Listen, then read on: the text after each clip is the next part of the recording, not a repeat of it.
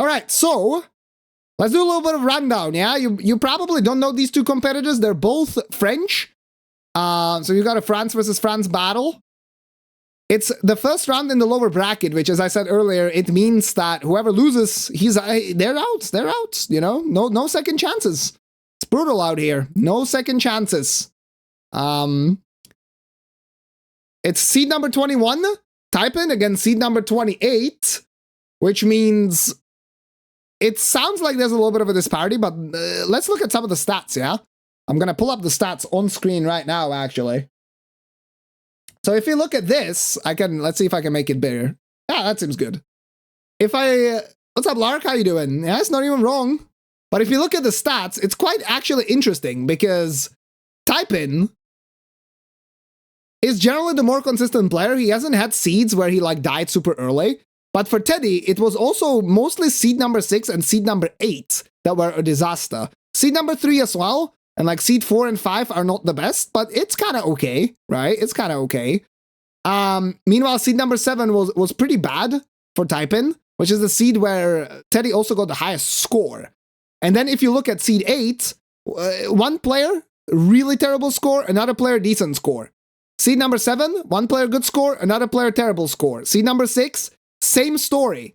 Seed number 5, kind of same story, right? Typin dying really early. Teddy getting to 69. Seed number 4 is like roughly the one seed that could be slightly compared, but Teddy died very early as well, like all things considered, at 61.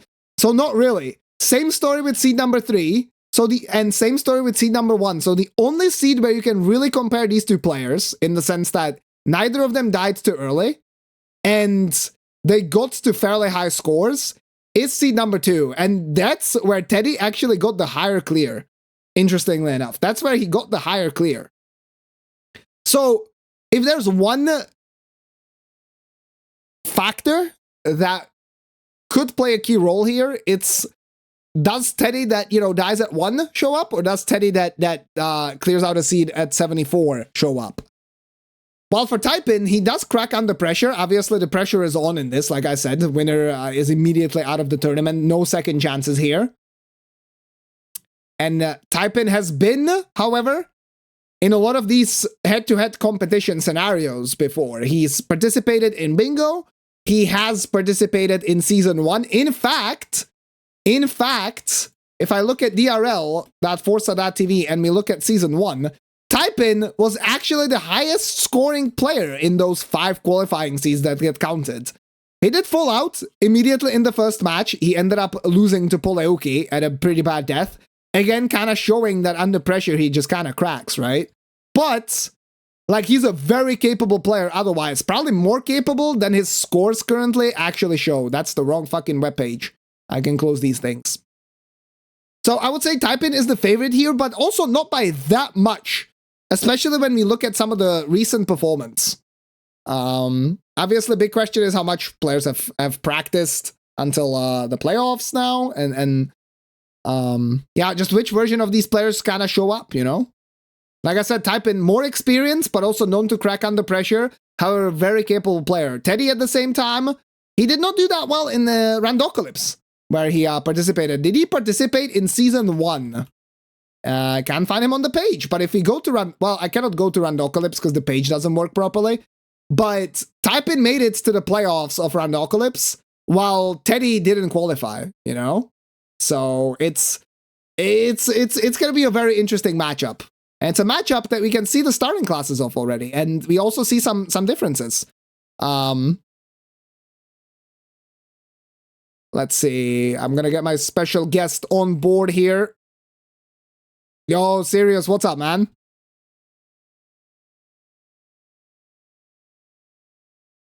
Oh, yo, what up? I was not ready at all. Well, I mean, you're not getting Donnerwald. You posted an emote. I joined, man. Yeah, I was expecting to get Donnerwald. I was waiting for a response and then just join in here. I have like 5 seconds, 5-second delay, so I didn't even know you coming. Yeah, that is fair. Okay, let me get my cam for you. Yeah, hello, everyone. By the way. Yeah, welcome in, Sirius. Good to have you on stream again. Really excited to watch the match. Let's see. Yeah, I can see you. Fantastic. Let me Wonderful.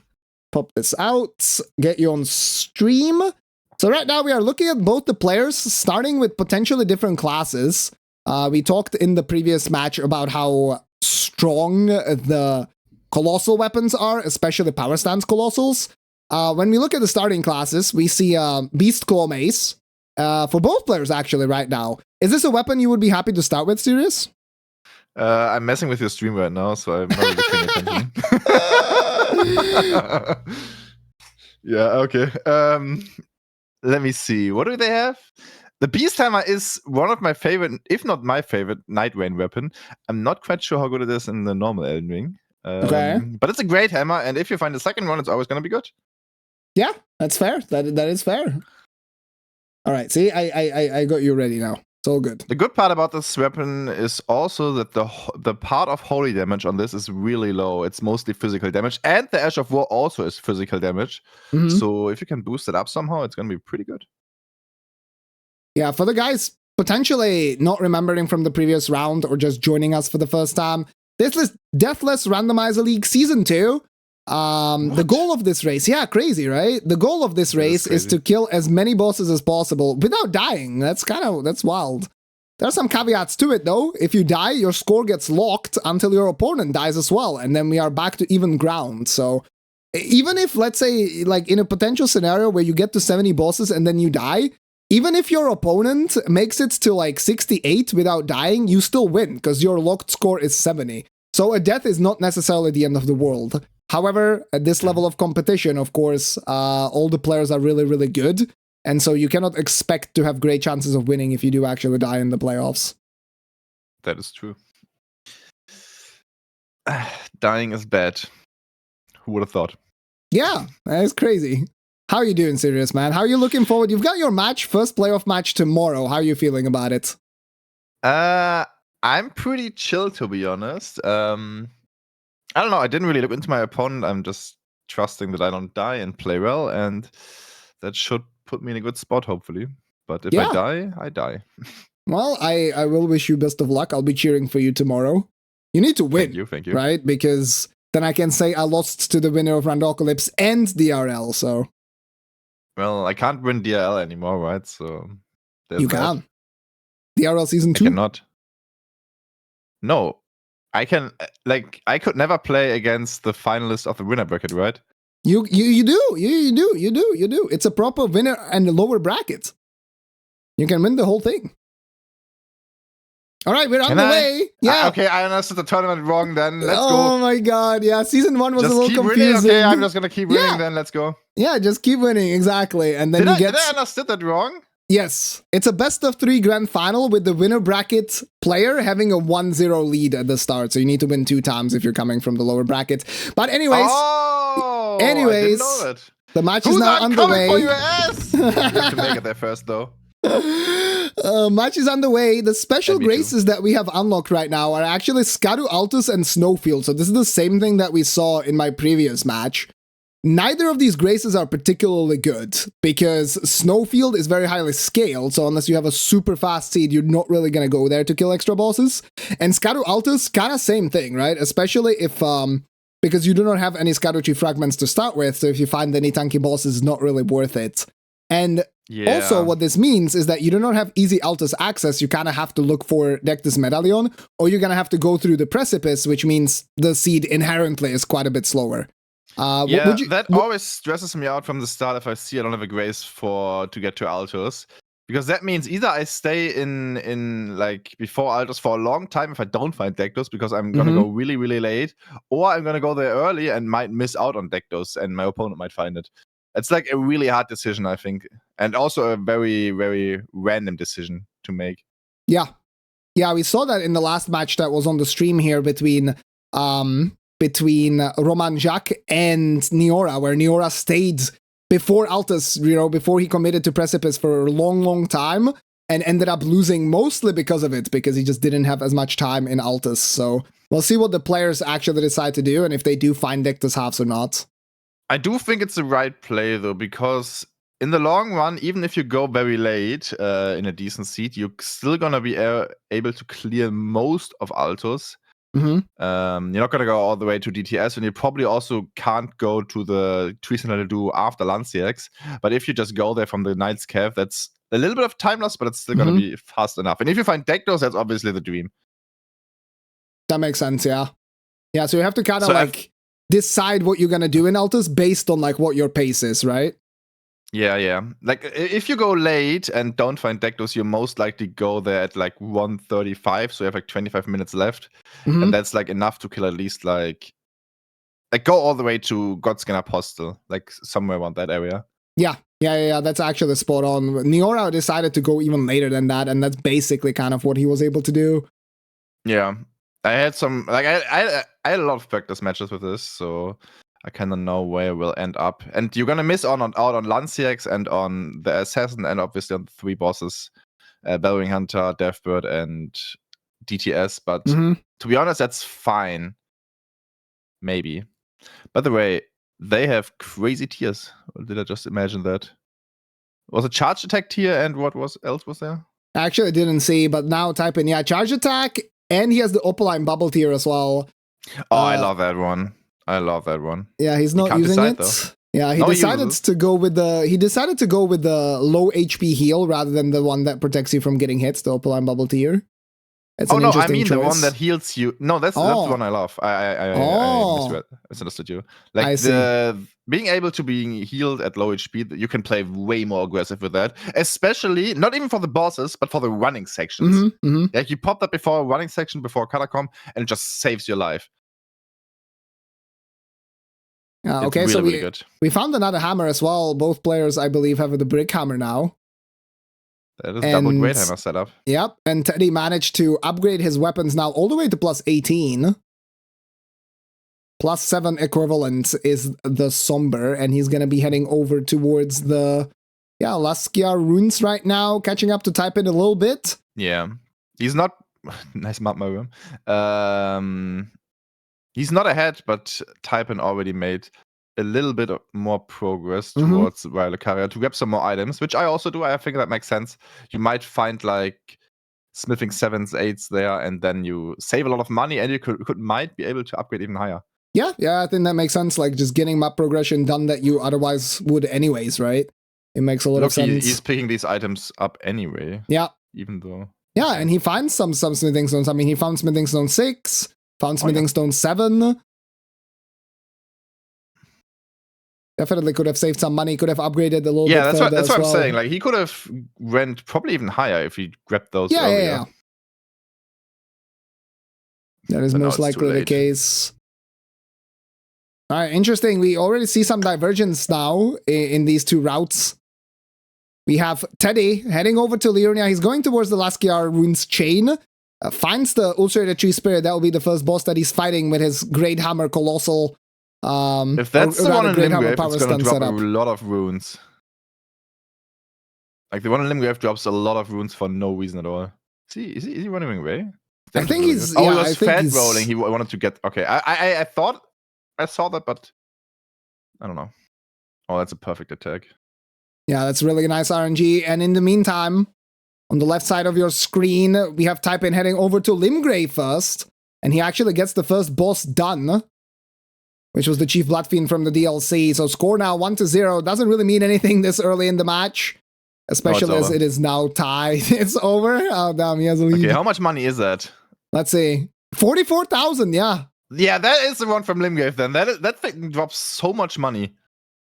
That is crazy. That's awesome. For a tree spirit, that is big money. Yeah, that is big money. And that's one of the reasons why people sometimes go for this early Liurnia play, is to try and get some money. And then obviously you can see that the health bars are pretty decent for early game, but you can scale up your strength as well, so you deal more damage and kind of outdamage your opponent and save a couple of seconds here and there. Yeah, the dream in Liurnia is you kill one boss, you get enough money, you can upgrade by the stone sword that keys, as well, and then never come back to round table. And in Limgrave, you might have to kill like 6, 7, 8 bosses. And if you find any of these bosses that actually take a long time, like let's say Snail, Scum to Avatar, which you might run into, then you're gonna lose a lot of time on these, because your damage is decent, yeah, but it could be a lot better, right?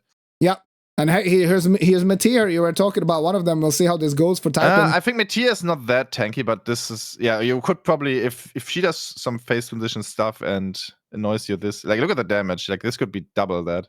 Yeah.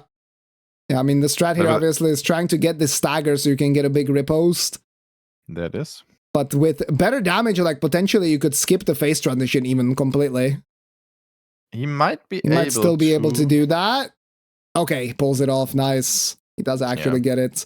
So really interestingly enough as well, we see Typin, he's actually only using the break hammer right now, not opting for the power stance setup just yet. Yeah, with low stamina, it's a little bit difficult to pull off, but it's good. Yeah, I mean, that's why we saw Teddy, drop some of his armor there in that fight, or unequip it rather, so that he was not as heavy. And now, after you were exactly spot on, he gets the 44k, he upgrades his weapons to the max level. I mean, plus 24 / +9, and now he's gonna go to Limgrave. Yeah, and he's gonna kill these bosses a lot faster, because, plus 24 is better than plus 18. Who would have thought? Is very true. And it's obviously like these bosses in Limgrave, they are not as tanky as something like the Altus scaling. But if you can save a hit here and there, that's already a pretty big advantage that can kind of add up over the course of 20, 30 bosses. Like we've already seen matches. Did Typin check Kali? He did. Yeah, he did. He did. Okay, nothing in there. I believe he did not buy anything. No. The one reason I see people going early Limgrave, like even before upgrading, to find a plus 25 stone, but for that you would also need to check the beach merchant. And they don't do that yet. Yeah, Typin gets another boss kill. Kills DTS, replacing the Crucible Knight. Gonna be heading over now to the Stormhill Shack.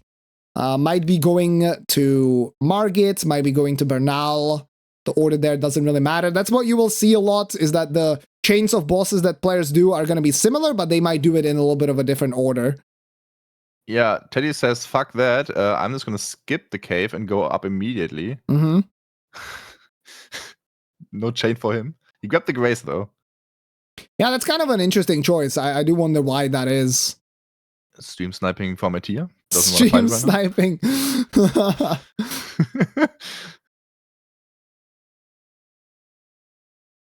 Right, finds DTS now. I mean, yeah, this damage is really good. I mean, this whole setup, like, on a boss like this that just opens up with basically shouting and doing nothing, he saves so much time over Typin.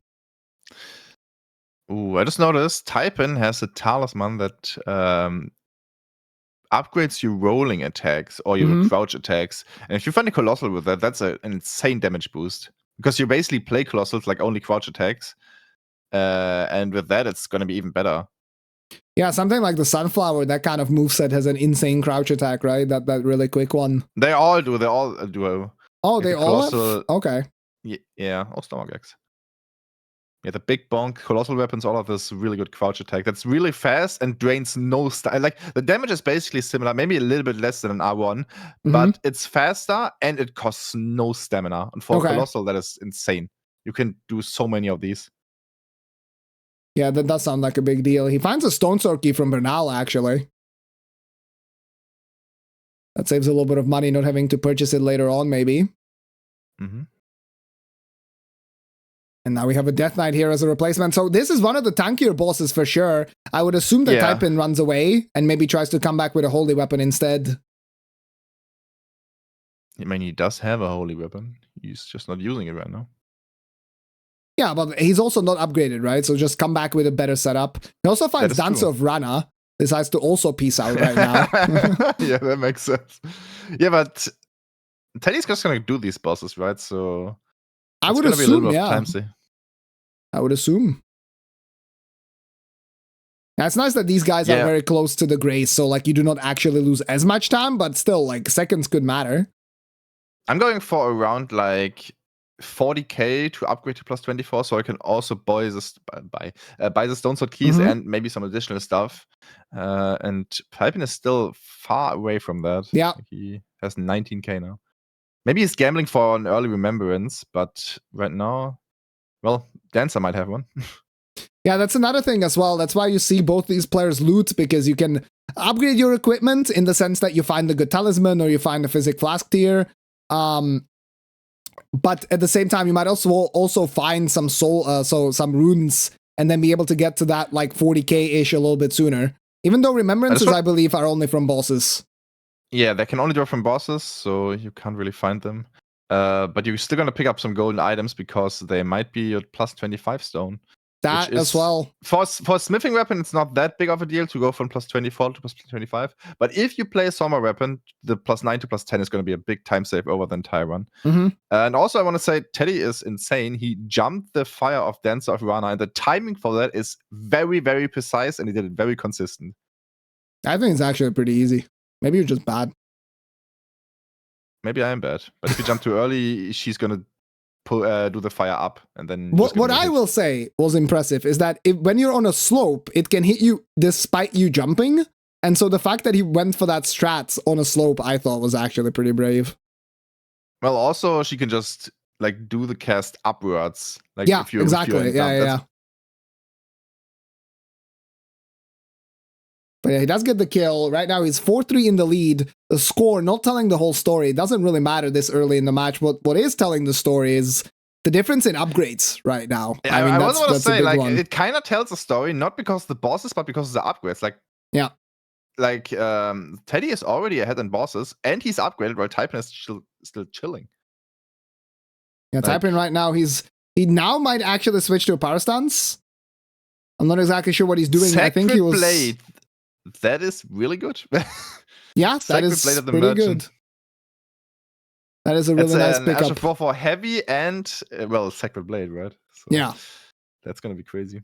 Yeah, I mean, Sacred Blade, of course, you can apply it to your weapon so that you have the extra holy damage, and it has the damage against undead bonus as well for Deathrite birds and Ghost Flame dragons. You're not going to put the additional holy damage. I guess you do with the buff, but yeah, you're not going to put it on holy. You're going to put it on heavy because in the long run, we're going to put a lot of strength in our character, and so we want to scale better with that. And heavy helps a lot with that. Yeah, and when your weapon is heavy, you can even plus 10 stone actually. Plus 10 stone for Teddy on the graveyard there. Is it a 10 or is it? Oh yeah, it's a 10. It's a 10, yeah. I mean, that's pretty huge, right? Because they have both access to Somber and smithing weapons. So either way, he was going to be able to upgrade to full. Yeah. It's pretty nice. Do you think someone is going to die in this match? It's possible. I would say that the consistency for Teddy has not been the highest in terms of the qualifying seeds. And Typin cracks under pressure as well. So I could see both of them dying at some point. Obviously, we do not wish for that, but I could see it. What about you? What do you think? I think it very depends on how these players play. If someone goes Dragon Ball early, this might, like, dying there can happen in the blink of an eye. But if they play it safe, I don't think we're gonna see a death. And then this is their first match, right? Yes. So they might play very, very safe just to not die. Okay. Assuming that maybe your opponent dies, something like that. Yeah, I think that's actually fairly good analysis. I think the Dragon Barrow early play is definitely a big deciding factor because it's quite risky. Like, even though both players have decent amount of health, the Dragon Barrow scaling is incredible. And yeah, I think the better your starting equipment is, the worse Dragon Barrow is, because, well, if you already have really good equipment, you're gonna melt these bosses anyway. And saving like a second on a boss is not gonna do that much then. Yeah, that makes sense. Most of the time, it's not even gonna save a second. Yeah, because that's another thing is, like, people talk about, getting extra stats from going early Dragon Barrow. It really only matters on the fights that last a long time where you can actually save a good amount of hits, right? Like, if you're 20 strength versus 40 strength, it's a big deal, but if you kill a boss in 3 hits here in Limgrave, it doesn't really matter. Yeah, and if you take a long time to kill the boss in Dragon Ball, because they are going to be pretty tanky, you're going to lose that time to someone who comes back later with already a lot of stats and just kills them faster. Because, like, having like 60 strength to having like 20 strength, it's like a 20% damage bonus on heavy. It's really, really a lot. And you might also have more talisman, better armor, like everything could just speed up the fight in Dragon Ball. But obviously, if they are very easy bosses, you want to go there. So a lot of people go there early to just check the first 3 bosses, and if there's something really easy, they kill them, and then if there's something tanky, they just skip it. Yeah, that even makes though sense. it might Yeah, bring a lot of money. that makes sense. I mean, you always probably take the grace there, right? Because it takes like 1 second to light a grace, so you always take the grace and potentially can come back as well if there's enough time. Yeah. The only risky thing about that is the BBK. Like, there are bosses there that can just follow you and kill you while you try to run away. Okay, yeah. A good example is PCR. He can die to fall damage there because there's a slope, Mm-hmm. but he can also just, like, if you ever tried running away from PCR, you know what I mean.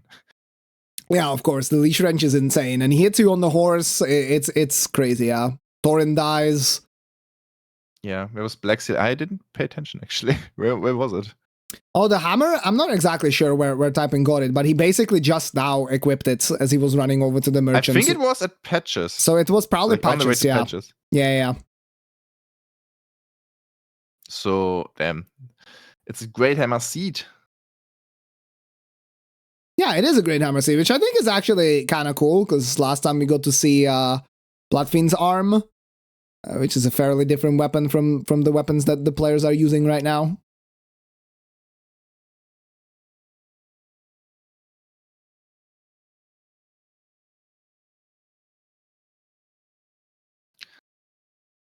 Okay. All right, score is 6-5. Still that 1 point gap, and now Typin, he's actually heading over to Liurnia. He still only has upgrade by now? No. He's still at plus 18. He's setting up Sacred Blade. He actually makes his hammer holy, not heavy. Oh, that is a mistake for sure, because there are a lot of holy resistant bosses. I mean, you could just leave it in the bag and play the other 2 weapons, but you definitely want to have it on heavy. Because you're going to melt these Death Red birds and Ghost Limping anyways with Sacred Blade as soon as you put it on there. So putting Sacred is just... It's the extra you don't need. Yeah, that makes sense. Yeah, I do think it's a great point, in this competition, you can obviously shuffle your equipment around. So if you find good weapons that you can use for a specific purpose, like let's say you have pierce damage on some weapon and there's a boss that's weak to pierce, you can just switch to that weapon, right? But I think you make a good point that this is a little bit overkill here with the holy, because if you make your weapon heavy with Sacred Blade, you can basically get the same thing done. This is the first holy resistant boss. Like, this boss is a little bit holy resistant. Not that much, but this is already where he loses damage. Ovares Bouquet, hell yeah. Oh, very nice. Love to see it. Well, luckily, they don't have to equip it in this league. There was Raptor's Talents there, which I would buy probably, just because having a slash weapon can be very, very good in some fights. But 99% of the times you're not going to use it, but it's nice to have, because you can swap the weapons around. Yeah. As you said. Yeah, that's one of the biggest, I think, well, I don't want to say biggest factors, but it's one of the big factors in a competition like this, that your kind of knowledge is being tested for the tools, like you can find a lot of different things that might not be useful now, but could be useful later. So do you pick it up or do you not pick it up? That's the big question always. So what's interesting to me right now is Teddy, he actually hasn't, I'm not sure if he upgraded his weapons. He might have upgraded the Somber and just hasn't had time to drop yet. Because he was just now in Roundtable. So I assume that's what he was up to. Stone Sword keys and checked Patches Merchant. He just took the extra time to check another merchant and stuff. Yeah. Which is fair, I guess, but at the same time, you already have really good equipment, so what are you really looking for? Yeah, no, but I guess he found an Ash of War, so... He's also using the Sacred Blade. He also found Sacred Blade, and he did not make his weapon holy, actually, so... See a little bit of a divergence there as well. And now Typin gets the kill on the Ulcerated Tree Spirit, finds the 44k, and probably is telling himself that maybe he should have done that a little bit earlier. Only now we'll be able to actually upgrade, and it's exactly the 6 bosses that you talked about. Well, 5, I guess, because 5 because Teddy had to kill one of them as well under upgraded, but yeah. Yeah. But now Teddy is clearly a bit ahead. You can definitely see that. Yeah, the score is 8-6 now. For the first time, we have a gap of 2. And he's actually heading over to the Margit replacement. So he made his hammer. He didn't make his hammer heavy. What is that? Is that quality? Like, what did he put on his hammer? I can't really see it. Or is it just standard? No. Well, it might be.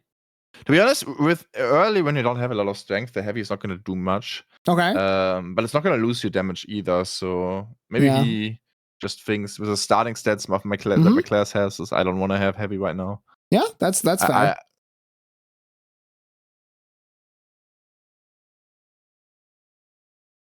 Okay, Typin now also dropping the weapon, upgrading to +10. So now he has to drop the other hammer. Wheel, moose, and market. That's going to be a lot of money, right? It was a decent amount. Oh, he maybe... Okay, he's still at +9. I think that maybe what happened to Teddy is he just ran out of money. Like, he purchased the Stone Sword keys and didn't have enough money to upgrade, maybe? Damn, I hate being poor. Yeah, because he went back, like, really quickly. And what's interesting is that Typin, on one of his weapons, he actually put the RKR as well. Or Determination, I'm not sure, because it's in French. I think it was the worst one. Okay, Determination then. I'm not quite sure. Yeah, what up, Gustav? Hello. Okay, this is, I mean, that Sacred Blade damage was kind of insane. Yeah, definitely quite a big upgrade compared to the first try. He knows it too. That guy got bullied. Okay, this is fairly interesting because right now, like in some of these fights, for example, this Death Knight, I believe, was probably even a little bit faster from Typin, but at the same time, Commander Knight is not good. At the same time, for Teddy, he was a little bit slower on Mateer, and he has to be careful, as you say. Commander Neol is it's always scary. He does have a lot of damage, Teddy, for these summons. Yeah, the summons are the dangerous part about this boss, and they can delete you very fast. But he killed them, so he he did a good job. He's also using the Sacred Blade there, doing the phase transition very smartly, using the range. Let's see how familiar he is with this fight. Oh, nice strafe there, and a jump attack over the swing. Oh my god, okay. Okay, Teddy, I see the tech. Oh, I didn't know that you can do that. That's really cool. Through a knife so he doesn't lose a poise. It's really, really good. That was a clean fight. That was a really clean fight, yeah. This was the Adan Evergel at the beginning of Liurnia. Scary place to get out of unscathed. And now he's going to continue this Laskia Runes chain as well. Bellbearing Hunter will be the next opponent. And in the meantime, we can see that Typin is heading over to the Summon Water Village, actually, and he's going to head over to Kaled after that. Doesn't mean he's going to do Kaled now, but he's going to get the map progression in. He's facing a dual fight right now. Beastman of Farm Uzula and the Virgin Abductor. Yeah, his damage is really good. And again, it's interesting that, yeah, we just don't see the power stance from Typin. I do wonder if he's going to switch to it eventually once he get more endurance or maybe a better setup for it. Maybe he thinks that with the Charge R2 physic, it's just better to be using Charge R2s. Maybe. It might be. I'm not sure. We will see. Yeah. The Black Steel Hammer is a really, really good weapon. It has a really good base damage. So to use that is definitely the right play, but to put it on heavy and Teddy not using it is very interesting. Yeah, so Sci-Fi also, he pointed out that this weapon is similar to the Bloodfiend arm in terms of the scaling, so I guess you can basically kind of glitch it out. When you also make it holy, you get extra damage on top of that, so maybe Typin believes that kind of offsets the heavy affinity. Also, that was a Dectus half. 12-9. Actually, that was a Dectus half for Teddy. He found it at a very... I don't want to say consistent balls. It's a check that everyone does. Yeah, the Tibia replacement. Sure. I wonder if that actually kind of influenced his decision now, because last match, me and Helios, we were talking about this west or east Liurnia pathing, right? Some players going through Church of Wows to get the Bellbearing Hunter replacement, get an extra boss. I do wonder if normally he was a west player, and because he got the Dectus now, he's actually going for this extra boss. I do wonder. No, it's just a reroute that people found because it's a minute faster and it gives you an extra boss. Like, it saves a minute and it gives you an extra boss. Okay. And the main reason for that is because you don't have the Academy key most of the times. If you have the Academy key, it's around the same time, like maybe a little bit slower, but getting the extra boss, which might give you a Dectus. Dectus, to go to the Night's Cave, you would need to go through EG and then all the way around. It's just really, really slow. Mm-hmm. Yeah, I remember, I mean, I was doing this routing during Season 1 as well. I also found that it was, I thought, the better choice to do it this way. Unless you got the Academy key. Then with the Academy key, from my timing, it was a little bit faster. But as you said, you basically lose out on a boss. So you would have to replace it with some really fast boss. Yeah. And the Academy key is good to find because both players start with Illyria Grace, so they can easily get to the Southern Raya Lucaria Academy Grace. And then in order to go to Altus and to the northeastern part of Liurnia, you can just go through the Academy. When we say Western Liurnia pathing, we mean going through Iji, right? Taking the teleporter and going through Iji around Bellum Highway. When we say Eastern, we mean what Teddy is doing right now. He's in Church of Vows, he's gonna kill this boss, and then he can progress a little bit further and do some cool parkour in order to get to the area past Academy, basically. Parkour is not that free, though. We saw a lot of people already die there. Really? In qualifier seats, and I also think we saw someone die in a match there. Okay, that's kind of funny, because I do remember, like, I found a way to do those jumps specifically, like, as safe as possible while being as fast as possible as well. That is pretty funny. It's not difficult, but the thing is, there could be enemies there. Like in the last qualifier seat, there was Omega Lul there, like the big mouth imp, shooting you from the back, and then you jump down, and there was an like a vanilla archer that shoots you mid-air. Yeah, I see. Teddy right now, he's doing this in a little bit of a scuffed way. Just walking off like this.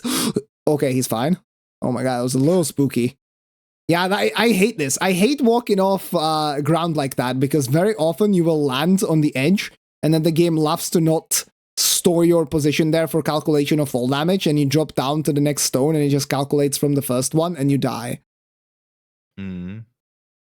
Yeah, also as Husa says, this is a really new thing. People are not used to doing this skip. Like, there's not the muscle memory there yet. So people panic and die. Yeah. No, you're absolutely. I mean, that's the thing, right? In the end, this is competition where time is of the essence. So you're trying to do everything as fast as possible, and a small hiccup can just get you killed, because obviously you are not allowed to actually quit out or anything. You can warp away if you can make it on time, but generally the fall there is so short that you're not gonna have enough time for it. Is that Godric? That is Godfroy, so the tankier version. Fun knives being deflected back. Damage is not bad. However, Teddy showcasing one of the things that is a little bit tricky about these power stance jump attack combos is actually hitting the enemy sometimes. I gotta say, just tank the hits he does. Like, he does like no damage. You know, you're not in any danger to die, and you get an extra hit, which is basically like, what is that, 50% of his health immediately gone. Yeah, it's huge. And he obviously has the tier that you mentioned, the one that will heal him when he gets too low. Yeah, so with this low damage. It doesn't kill. Yeah, the dagger was really bad. The fan daggers were really bad. He was going for a stylish finish there, thinking that Godfrey is low enough, and he doesn't get the kill. Wastes a little bit of extra time. Dude, I'm scared about this catacomb. This catacomb that Teddy is about to go into, like, this is where people die most of the games. It's so scary. It happens often. It happened to Gustav. It's not the first time that I've seen Gustav die there as well, I'm pretty sure.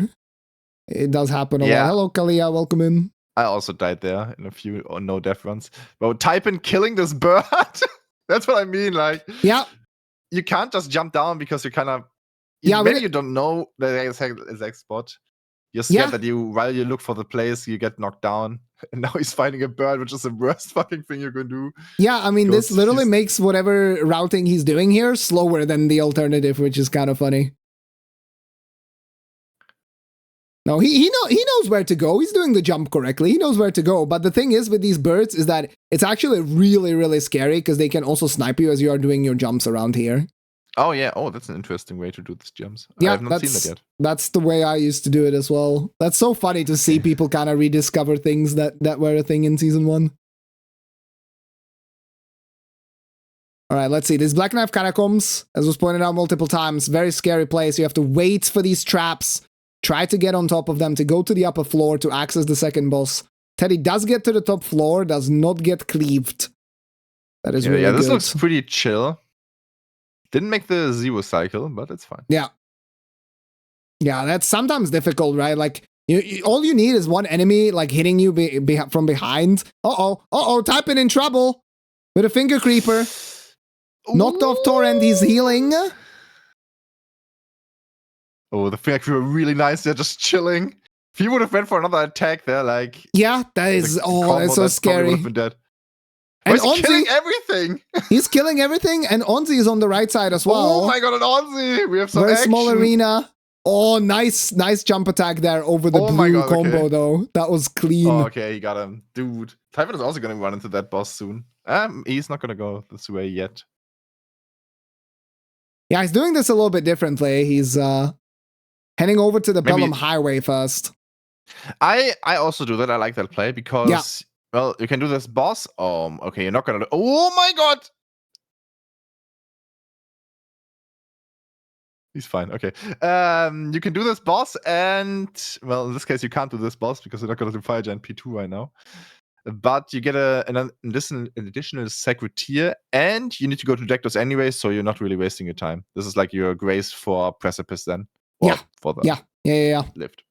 Yeah, I agree with you. I think this routing makes a lot more sense, especially because as you pointed out, the sacred tier. These items are not randomized. The golden seeds and the sacred tiers are not randomized, so players can choose to go pick them up if they so please. And you start with a default flask, right? So you can see the health bars on our players are quite impressive, but their healing is pretty trash. You saw Typin having to heal like 2 or 3 times to go back to full. And so getting some flask upgrades will make it easier to just tank some hits later on and play a little bit more aggressively than you otherwise would. Mm-hmm. All right, so interesting pivot from Typin. He checks the merchant there at the Bellum Highway, and now is actually heading over to the upper Kalit part. And he's first... It looks like he wants to check all the merchant to see all the options he has, because he grabbed the sacred tier, he checked the merchant, there was nothing there, and now he's probably gonna go to Dragonborough merchant and just to see all of his options, like weapon-wise, talisman, to get the most damage. Yeah. Which is something I also do. I like that. I route it around the merchants, because you might always find stuff is there, right? And then you're just good. Yeah, I guess that's like one of the few weapons that can rival a lot of these power stance setups. Yeah, like for the power stance is nice, but you still need like the Raptor's feathers, maybe the jump attack talisman. If you have the charged attack tier, you want Sophist. That makes a lot of sense. I think I also saw successive attacks on the... Oh, actually, it is the successive attacks tier, not the charge attack tier. Yeah, you're right, actually. So that's even better.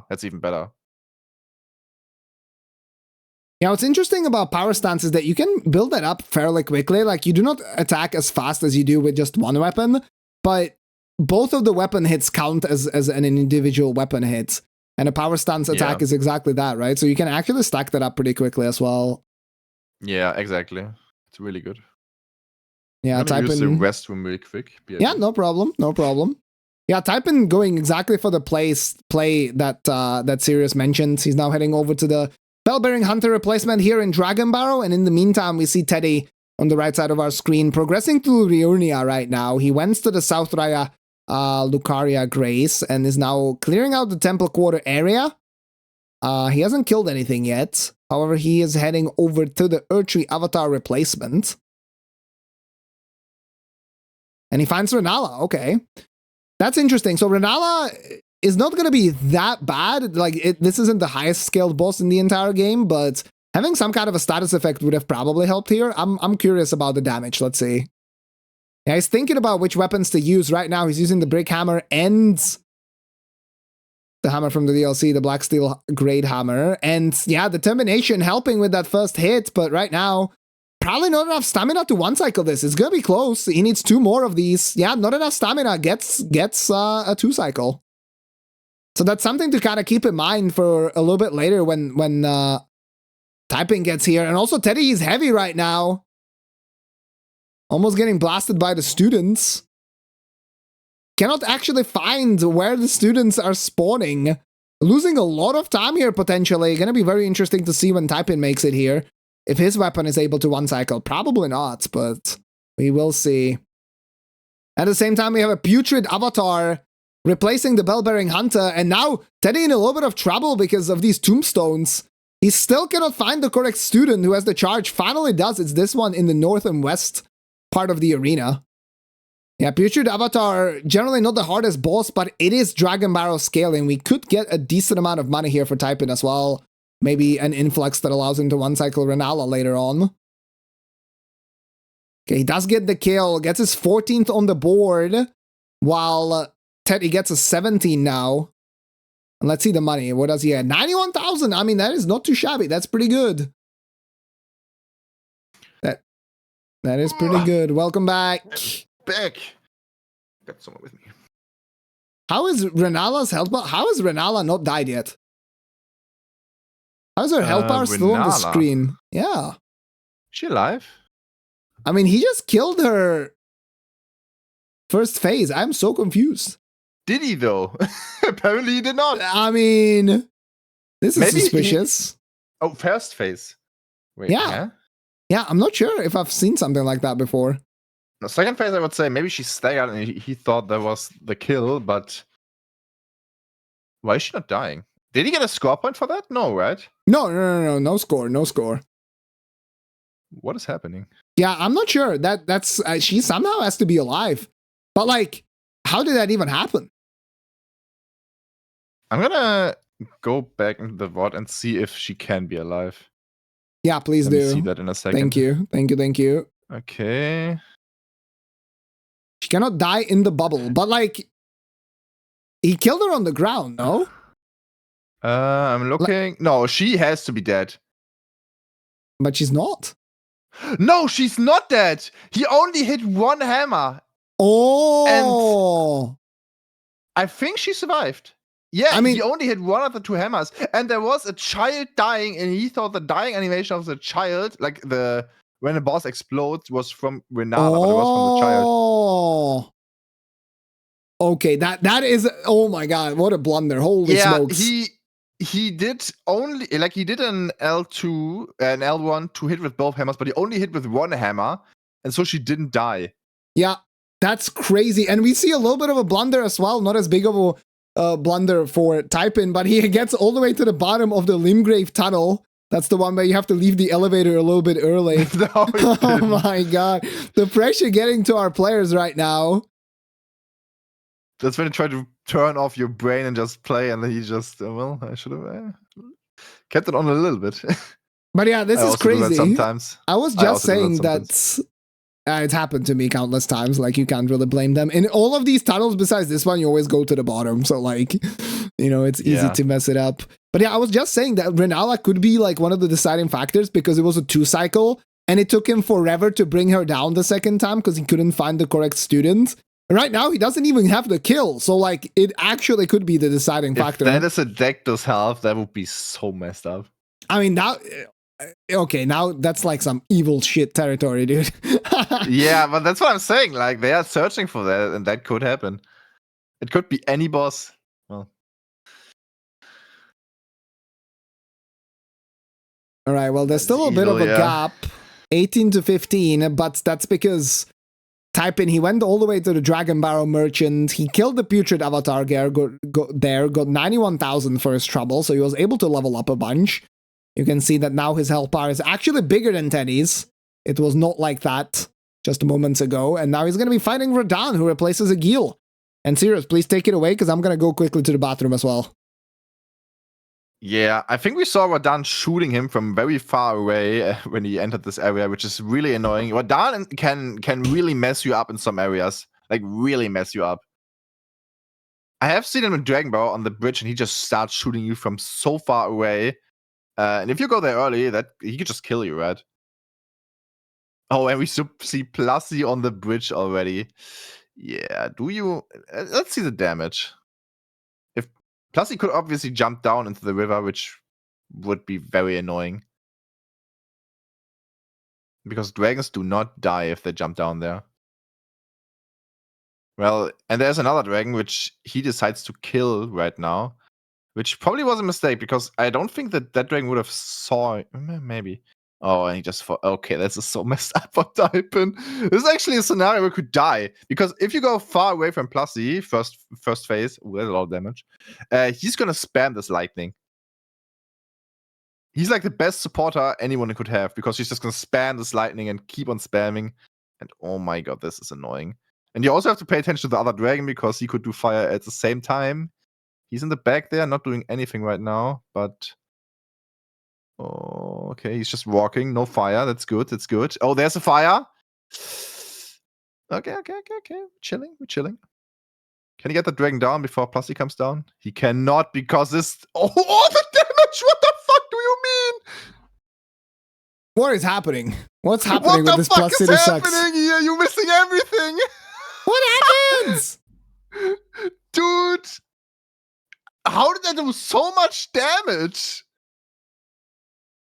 That's ridiculous. Okay. So wait, what? Somehow. What attack was it? On the bridge was Plusty, and before him was another dragon, and he started to kill the other dragon before challenging Plusty. Plusty triggered immediately, started doing lightning, and the other dragon was not nice. He was flying every time he got there. He was just flying away.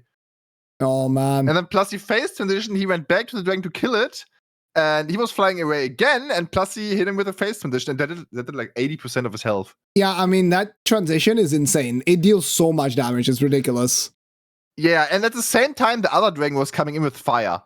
So he could just die there. Wow. And that's when you came back. Saving the day. Well, I didn't save the day. Typin clutched it out. That's good to see. I mean, yeah, he's laughing now. Yeah. Setting in that he was on the cusp of being eliminated, probably. Yeah. That is ridiculous, man. I mean, that's the thing, right? We always talk about how Limgrave is the easy region, that it's a lot about just your routing and speed, and you kind of try to maximize your greed on the bosses.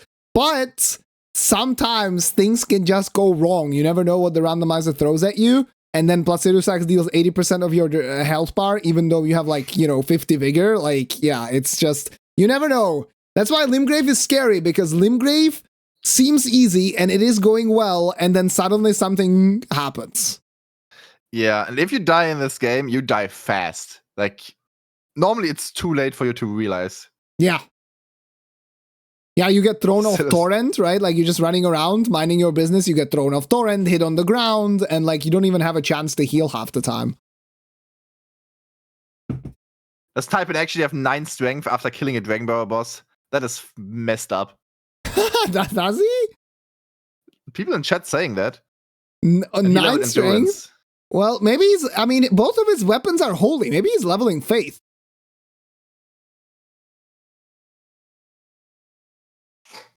Okay, he gets the BBK kill here. And now it's going to be interesting to see then how Teddy handles this situation, as he's heading over to Placidusax now as well. Yeah, he has the dragon here. He's just going to try to ignore it. And the dragon's going to aggro. He kills the beetle and he goes straight for Placidusax. Okay, this is going to be a scary situation. He's already stuck. Why is his damage so much worse than Typin's damage? Typin's damage was a lot better. That's very interesting. Oh, but a huge stagger there. Yeah, on the head, this damage is better. He's just gonna kill him, right? He's just gonna get the kill before second phase even happens. Oh, he attacks too soon! Oh, he gets the kill with Sacred Blade, though! See, that's what I'm talking about, man. Randomizer, you never know. Where's the other dragon? The other dragon's just chilling. No, the thing is, that's what I said, oh, where is the dragon? Yeah, where is the dragon? He just ran around it and the dragon disappeared. Someone check in PC, bro. That's what maybe because it's not a different time. I don't know. But that's Typin immediately went for the dragon and tried to kill him. And I said that might be a mistake because probably he won't even bother you. Yeah, for a while. Yeah, dragons sometimes do take a while to trigger because they have this animation of when they're looking around and stuff. Yeah, Sacred Blade coming in there. Butch. Yeah, Teddy casted delete the general direction in that scenario. There's an aging untouchable. He's just gonna run past it. Is he crazy? Okay, that is... Why, though? I don't know. Why not go left side? Oh my god, and he got procced. He's on the ground, and there's more enemies. And now he needs to get on torrent. His physic actually healing him there, saving the day. Dude, what do you mean? Why? That's the one thing you can't do. That's crazy. We saw Typin go to the left side there around the waypoint ruins. Oh, he's safe though. He's fine. Like, he what? Jumps over the edge. He got touched. Was like, yeah, whatever, man. Yeah, he's like, yeah, whatever. I'm on torrent, man. It's no problem. Now, credit where credit is due. Being on torrent usually means you're quite safe from these aging untouchables, especially if you can break the line of sight. But like, their resistance to madness is very low, and there's enemies all around. So if you get knocked off torrent, there's a high chance you're gonna die. Yeah, and you do if you mess up your jump and he doesn't teleport on you, he is gonna knock you down. Yeah. Yeah, that was crazy. And that's exactly what happened. Oh my god. This is insane. Like, so much wild stuff happening in like just like 3 or 4 minutes. I'm watching Kara stream to see his beautiful face. Actually, should watch their streams. I can send you a multi-Twitch link. That's okay. Oh, that would be fantastic. Yeah, I'll take care of that.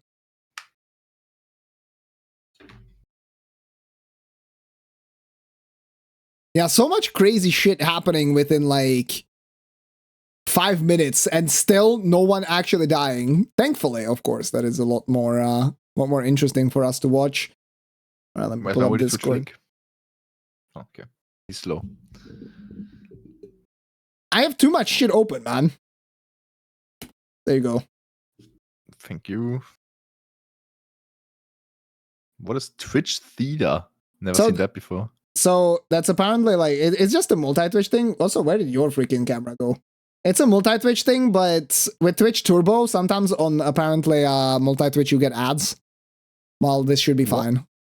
Why was my camera? Oh, maybe I can't put Discord in the back? No, it's fine. Sure. It's fine. It's fine. That was on me. Now it's fine because I put it up again, but... No, that was on me. That was on me. Oh, it was on you. Just funny timing that you also changed something, yeah. So wait, why is typing? Why is he Memory of Gracing? Wait, why? What did you skip there?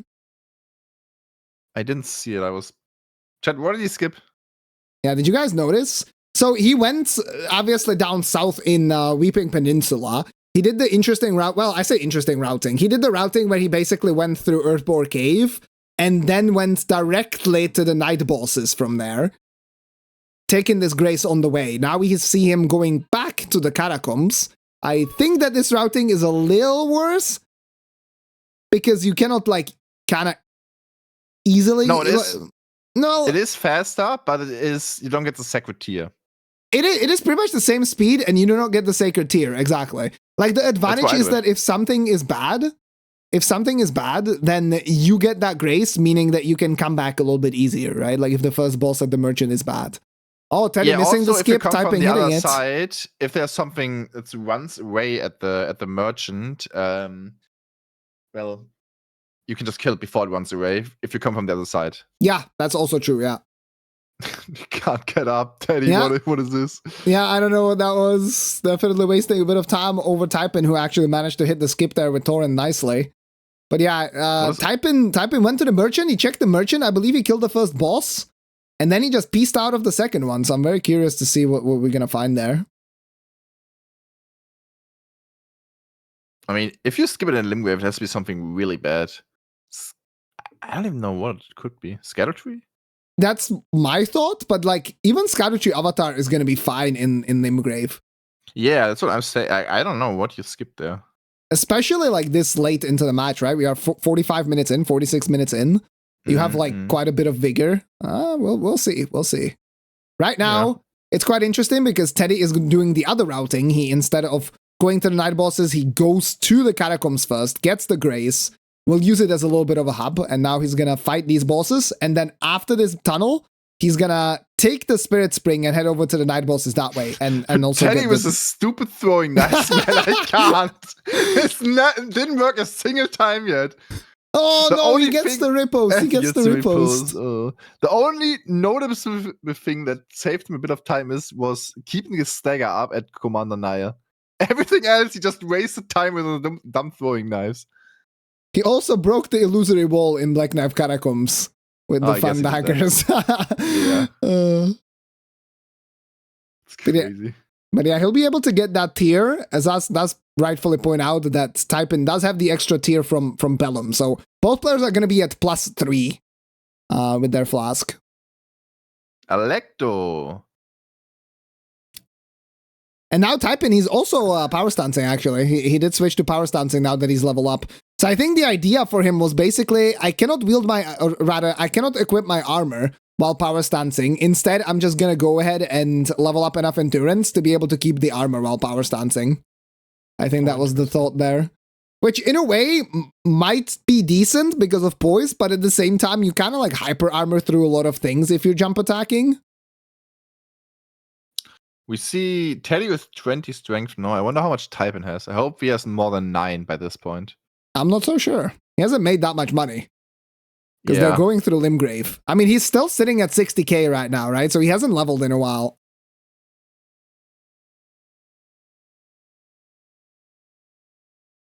Damn, gets debated almost going to the wrong side there of the catacomb. Again, to be fair, that is like the only catacomb where you go to the right instead of left. But after seeing Typin go to the bottom of the tunnel, I wonder if he needs a GPS. He might. He might. No, what's happening? Yeah, stream died as well for me, so it's not just my issue. So Typin stream lagged right now. Well, GG, Teddy won. If his score is at 30 after he unlags, something sus. Okay, let's see. Click here to reload player. Okay, he's back. He's back. He's not back for me. Oh, no. He's not back. He is so not back. Okay, that's quite annoying. Obviously, in this scenario, either his stream comes back or he will probably be able to quit out. Because unless you gain an advantage from quitting out, you are allowed to do that. If you need a break or, you know, get your stream back up. What is the rule for that? Do you need to sit at a grace or need to be in round table? I think Roman, who quit out to go to the bathroom, was just at a grace, yeah. Okay. Like being out of combat, I think, is like the most important thing. Yeah. Okay, so is Borealis. Borealis? Why would you skip? That thing dies in one hit with hammers. Yeah, right? Did he actually not skip it? He might have not skipped that. It just died so fast. There's no way he skipped that. Oh, and he might have like Memory of Graced out because he was in combat with the other mobs. That kind of makes sense. Okay. Yeah, that makes sense. Type in where you at, man. I was very sad it might be a full crash. Yeah, probably. We'll see. But he'll be back. In the end, this is in-game time based, so he's not gonna lose a lot of time if he does actually quit out. Gonna be back online with $200, 207 bosses. Yeah. Match will end prematurely because he's run out of bosses to kill. Yeah, unlucky there. Happens to the best of us. I don't think he knows that the stream is down. He's still playing. All right. But wait, how do you know that he's still playing? Yeah, how do you know that? Hacked into his PC? Like, it shows time left, sure, on the overlay, but if his internet is down, then the data is not being sent correctly. No, that doesn't really, that doesn't mean anything if internet is down. Of course, if it's just streamed, then sure.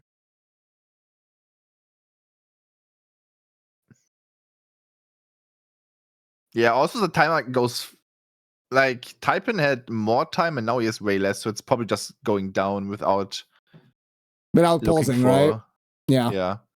Yeah, for a second, see that Typin is not playing.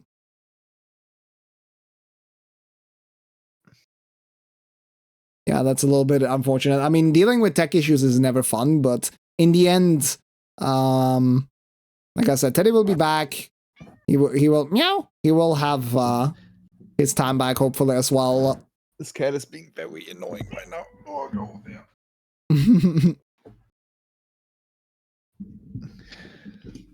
Yeah, in the meantime now, Teddy also catching up and weeping. His timer running down correctly. His stream will not down. Stream is not down also correctly. If you subscribe to Kata right now, I will get... Starfist! Wait, Starfist! Starfist! Oh my god. For every sub Kata gets, Sunny gets 1 tweet right now. Whoa. That's actually very cool. That's what I'm saying. Okay. You guys heard it. 1 sub equals 1 treat. I'll even put Sirius's camera full screen. Well, there's 5 endless delivering.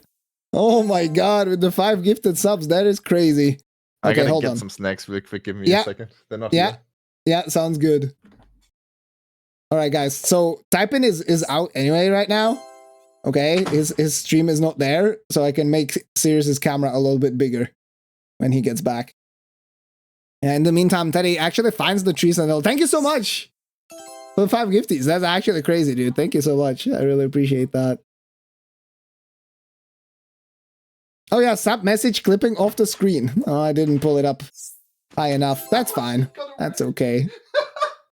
Well, she's gone, boys. She's gone? No, that you what? More treats for Kitty. So Hyperion, thank you so much for the 6-month resub ahead of time, dude. Welcome back. The Reset City family for the 7th month. Thank you. More treats. That's 6. That's such a random pickup, though. Getting the Starfish there. That's crazy. Yeah, I do wonder. Like right now with his current setup, I'm not sure if Starfish is necessarily better because he doesn't have the charge attack different bonuses. Cat. Does this also count? Yes. Okay. Interchangeable cats. Oh. You need to get your camera back. I got a different cat now.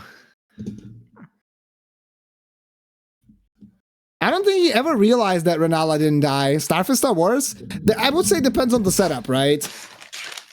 Also on the boss, like sometimes Starfish might just be better. I could see that. But given the setup of these players, I do not think that you want to be switching to Starfish. It's just kind of interesting that he found it.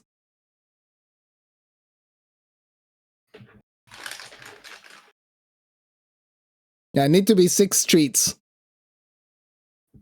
We are at 4. Well, he's eating another 2 right now.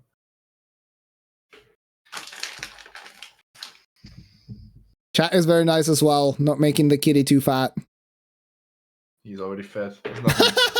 Fuck shaming his own cat. What the fuck? He's a chunk. Like we have 3 cats. This one is 6 kilograms, and the other 2 are below 4. So okay, then that is. But he's also the male, like the other ones are. Okay. Male. So he has to be a little bit heavier. He's fair. Not really chunky, but he is. He's our chunker. Haha, cute. All right, let's get Sirius's camera back to where it belongs. Why did it just fucking disappear? I gave him 6 snacks. There we go. Type in online again, by the way. Oh, he's back. He's back. It literally just popped up. Yeah, it literally just popped up. He needed a mental break. Needed a mental break, so he like unplugged his Ethernet cable. He's not playing Starfist right now, though. Yeah, I think he just thinks that with the current setup, the power stance is probably better, which I can't blame him, especially in Limgrave. Like, you can just face tank so many attacks. I think you are gonna be better off with the power stance. The thing is, you always think Starfist is the best weapon in the game, and then you play it, and it's still better than you thought. That's the thing with Starfist. Okay, Typin now, he's in Roundtable, so he did go back to Roundtable to quit out. Yeah, unfortunately now he needs to kind of reset his mindset, right? He was a little flustered there on the map, you can kind of tell. He needs to get back into the zone. He hasn't died in the meantime. We see Teddy doing the Stormfoot Catacomb, is the name, I think. Yeah. I don't know why people do that one, to be honest. I think, you know what the play here is? Like, this one takes quite a bit longer, but I think he has the deck does half. So he just wants to make sure that he maximizes the number of things that he does. That said, true, I do think he's doing it at the end. Yeah, he's doing it too early. He should probably do like Kaled and all the other things as well. Maybe he just wants to make sure he doesn't forget. Reset? He only has like a minute more, maybe. Actually, maybe he kept on playing. He for a probably while kept playing. Yeah, looked around right. Like he was like 2 to 3 bosses behind. And now he has a minute more, which puts him there again. That looks about right. Yeah, I refreshed the overlay. The overlay is working fine. Yeah, the score was broken. Now the overlay is back. Yeah. But yeah, I think it's, as you say, like he kept on playing. That's why his score is now also up to 29. So yeah. Yeah, and then he was quit out for like a minute. It looks about right. Yeah, that seems about right. And of course, he will be locally recording, yeah, so it's like, it's not a problem, guys. It's not a problem. And luckily for us, because he kept on playing, the match is not going to end with like 5 minutes left for Typing to keep playing, you know? So. Yeah, sometimes it's not that easy to notice that your stream is down. Yeah, especially when you're locked in, right? You don't even have chat. Yeah, and it's only like one small red box in OBS that tells you that your stream is basically down. Yep. And that might be like all the way on the other side of your monitor, yeah. So hard to say.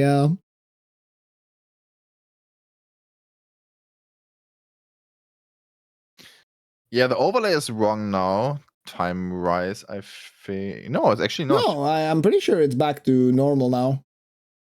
No, it looks right. It was wrong, I think, and now it's fine. I guess what we missed Typin, yeah, Typin, so he finished up weeping, I assume.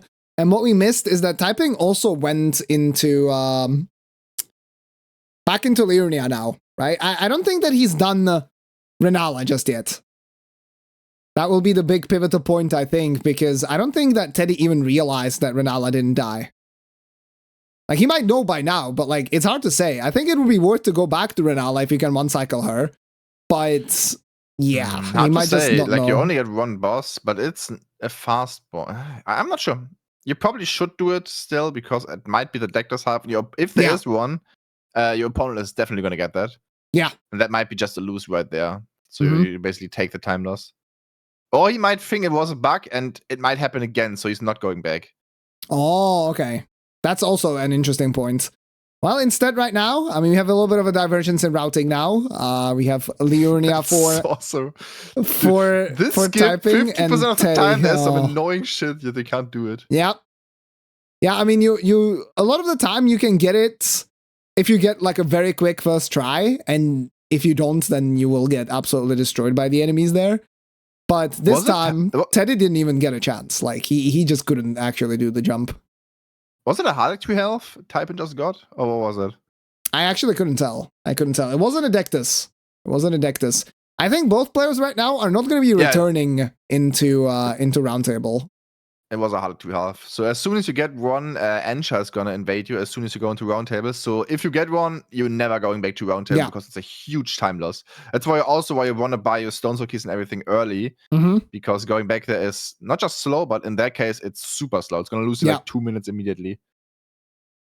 It's not 2 minutes, but it is quite a bit. I'm not sure. You have to teleport there. She's gonna invade you. Even if you one-shot, if you one-shot her, you have to wait for the 40 seconds. It's not 2 minutes. Is it only 40 seconds? It feels forever. It feels like forever. Yeah, it feels forever. It's kind of funny that you say that, because in the last match that we casted here on the channel, both players went back to Roundtable with the Halik tree half. So that was pretty funny. But yeah, there are 2 minutes lost right there, both players, and combined. All right, back in full force now.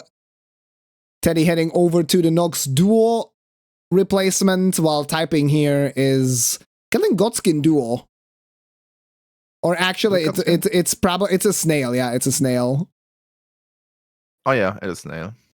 Yeah, kind of unlucky these guys. Kill. That's stupid. Yeah, doesn't get the kill with Sacred Blade. I mean, Godskins are quite resistant to Holy, and Godskin Noble is resistant to Strike as well, so not the best setup there.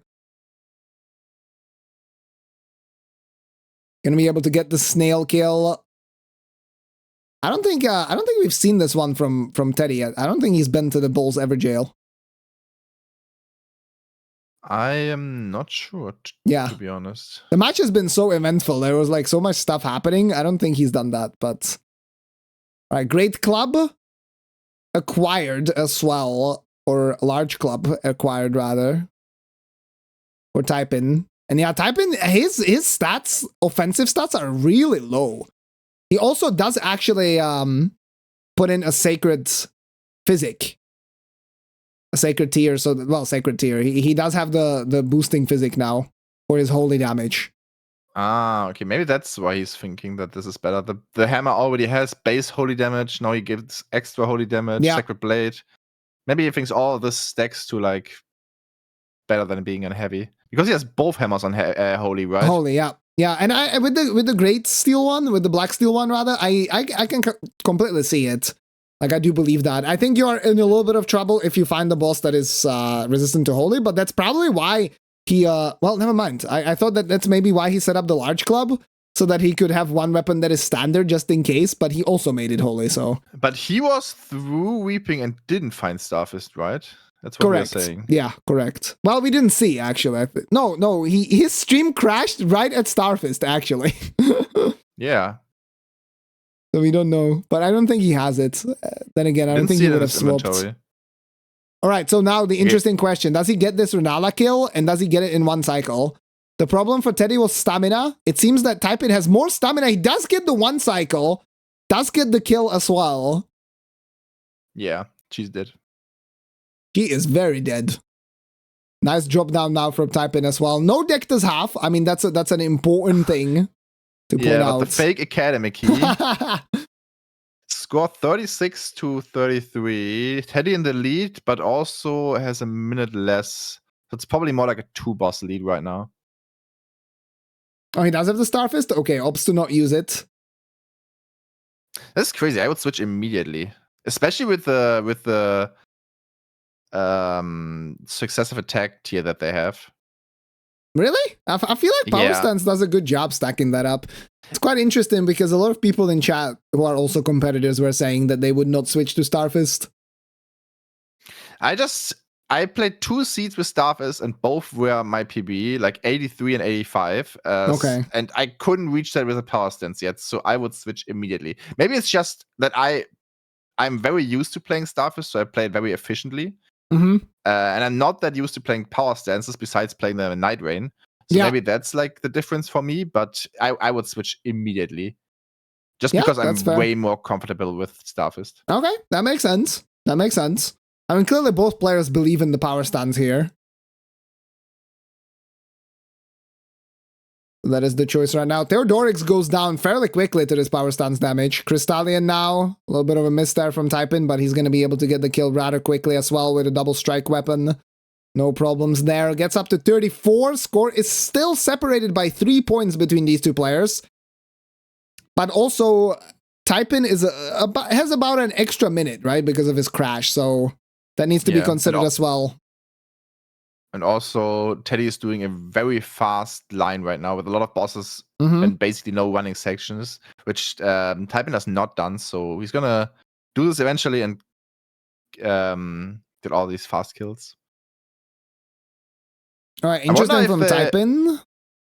He's gonna owe to Dragon Barrow, actually, yeah. With a 9 strength, it's finally time. Hey, he had more. He had a little bit more. He had like 15 or something. Okay. Sacred Blade against the Deathbird. Does not use it right now. Does he have it still? He does. He doesn't have the time. Like these attacks just deal way too much damage, which I don't think can be argued. I have Dragonkin Soldier being the first boss here in Dragon Barrow. Huge damage from Typin. Yeah, these are normally very squishy, so that's a really good boss for Dragon Barrow.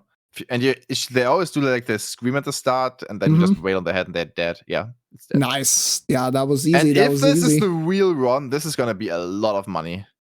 Let's see. He got like 130k. That's insane. I think that was not the real one. I think the real one would have given like 200 to 300k. Oh, almost. really? It's incredible how much that gives. I see. The one from Liurnia's Underground. I see. Yeah. All right, second boss is Elden Beast. Yeah, would you fight this? There goes your holy beer damage. Yeah. Let's see what Typin decides to do. I mean, he levels Faith, and he's gonna go check the lower bridge actually. So not a fan of Elden Beast right now. Lake of Road gives like nothing. That was the Shifra one. Yeah, makes sense. No, I think how the money works is that counts as a Liurnia boss, and for a Liurnia boss, he gives a lot of money, like almost Renala level money, and so there's like a high scaling multiplier there. That's why the Tree Spirit in Limgrave at the start gives so much, because there's like no boss in Limgrave that gives 20k, and because he gives so much normally in that area, that just multiplies very, very well. Yeah, makes sense. Oh, Typin is dead! No! Oh my god, he got completely There was nothing he could have done there. That was like a true combo. Holy true shit. combo on torrents, but the thing is, he ignored the rune bear. He just ran. I think his idea.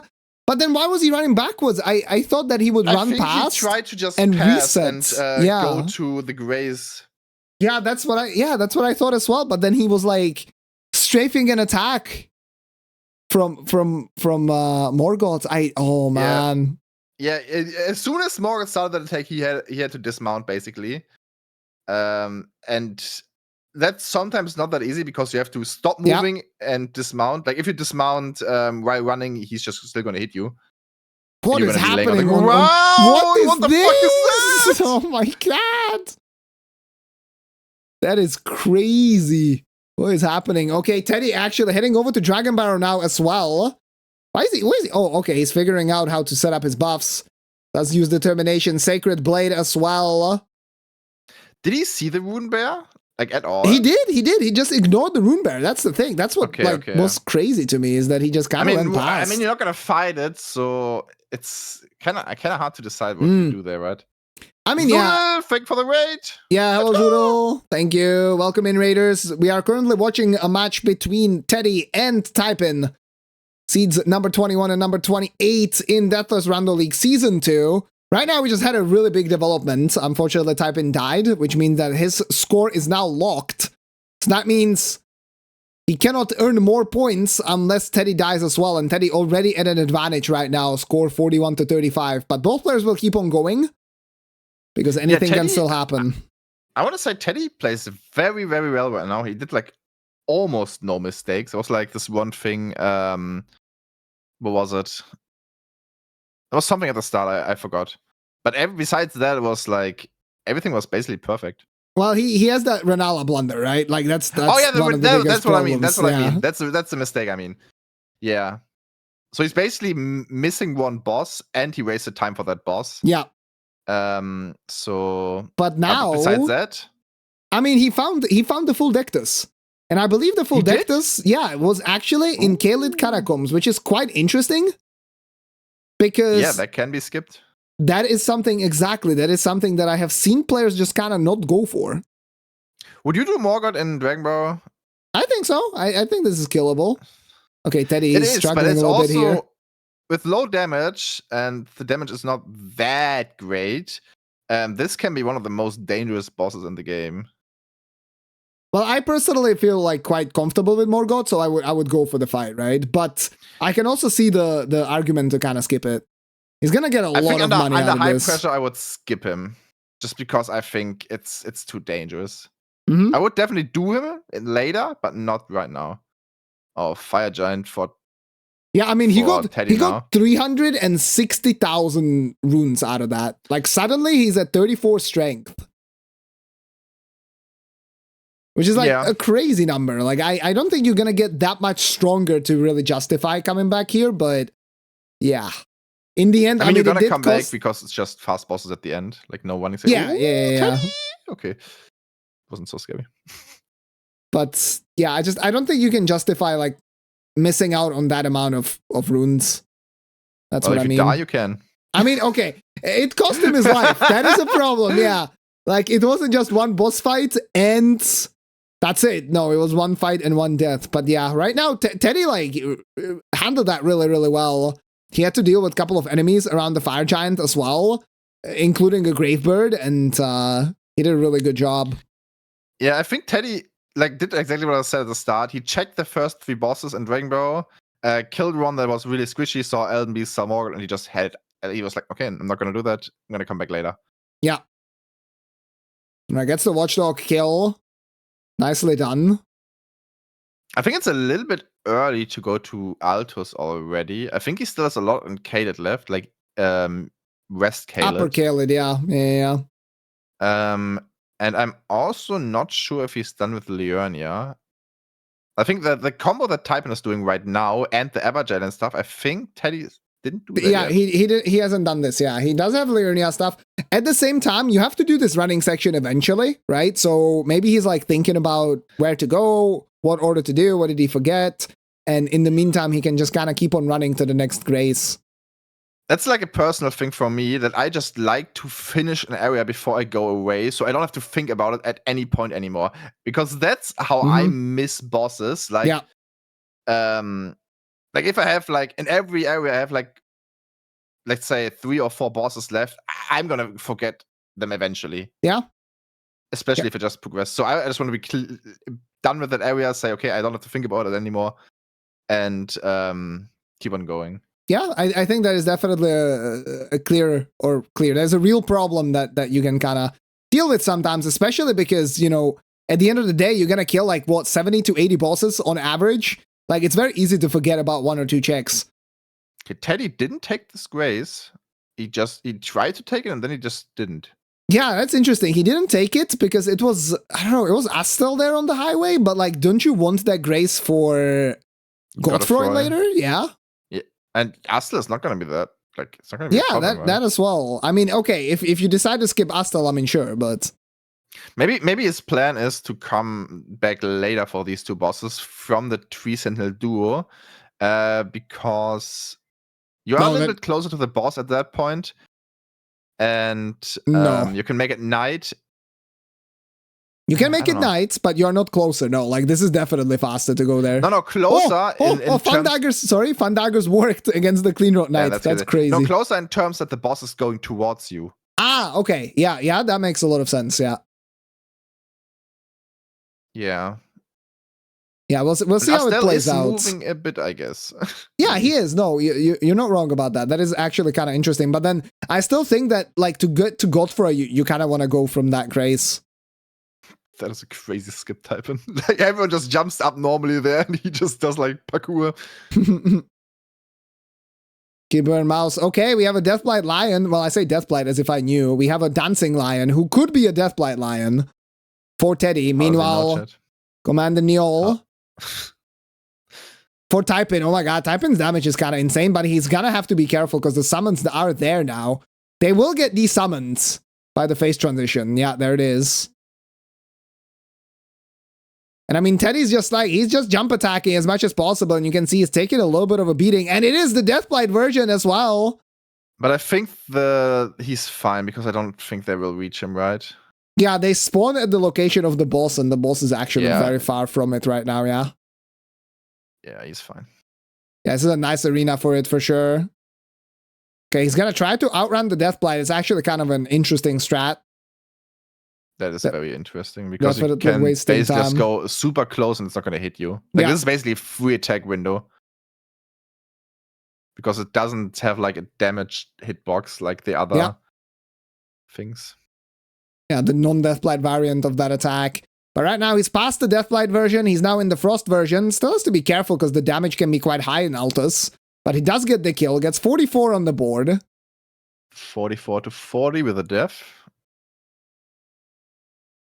Yeah, the lead is quite clear, but we'll see how it plays out. I didn't know you could get down there. Skip that ledge. Okay. Yeah, Lakeside Crystal Cave does get a nice jump. Typin does. Lands on the crystal, so he doesn't even have to heal afterwards. Yeah, that's very nice. Like a second or two. Yep. It's actually a nice small optimization so that you can lose the second or two after by getting clobbered by a boss. Okay, Sage's Cave now for Teddy in Altus. And that's also, Azaz made a good point, that, I mean, if you go Altus early, you're going to get more runes. So you can come back a little bit stronger, but at the same time, you're coming back to an area that's lower scaled with higher damage. As the other way around, you could have a bit more damage for a higher scaled area, right? So it's just kind of a gamble, I think. Yeah. Yeah, Church of Wows now for Typin. What does the lock mean? That means his score is locked because he died. So if the match finishes this way, Typin's score is going to be 35 at the end of it. However, if Teddy died, then his score, Typin's that is, gets unlocked. So it would go back to whatever his score is at the moment, if that makes sense. Yeah, so if Teddy would just go AFK now and Typin would reach 100 kills, Teddy would still win, but as soon as Teddy died, Typin would basically win with a higher score. Yeah, of course, Teddy doesn't know that. The players have no idea how their opponents are doing, so they both have to kind of keep on pushing the pace. And that makes the late game of this also very interesting because you might not know, like maybe your opponent died early but then outpaced you, right? But you can win just by dying fewer times. And at the end, you don't know that, so you're trying to push. What is this map pumpkin fight? Oh my god. It's not hitting him at all. Oh no. Typin died in Dragon Ball. He got basically hit by Morgoth on Torrent, then he got hit by Rune Bear from the Scream, and then he got hit again by Morgoth, and he was just dead. It was a true combo, he couldn't do anything. Yeah. Like, he tried running past Morgoth, he got hit 3 times, and he was dead. But yeah, as I was saying, like, you try to push it a little too hard because you have no idea if you're ahead of your opponent or not, and then you die at the end and you lose because of it. That's, yeah, that sometimes can happen. All right, Typin now heading over to the lower Kaled as well. Gonna be very interesting to see if he can pull off this skip with the sorcerer there. He's being a lot faster about it, but he kind of doesn't matter if he can't hit it. Yeah, he misses it. The sorcerer is so messed up. Oh, that is. He does get it though. Good job. Damn, even though he got hit mid-air. Yeah, very impressive there. Kind of an insane setup. Like, I personally also switched to keyboard and mouse for that skip. I just find it more comfortable. But I don't do like an insane 180 with the mouse. Like, I just look backwards and turn around. Crazy. But yeah, good job by Typin. And it will be very interesting to see if he decides to go for the Kaled Catacombs here. Because that's where the other goes for half the is. Astel now from this Grace. Mm-hmm. Which is interesting. Oh, that's a really good talisman. Oh yeah, that's the one that makes you heal more when using your Estus Flask. Which, as you can see, both players now currently at +3, so that is definitely really, really nice. I think it's like 10%, right? I'm not sure. I actually don't know exactly. Yeah, the damage on Astel, I mean, of course that was with determination on one of the weapons, but that is insane.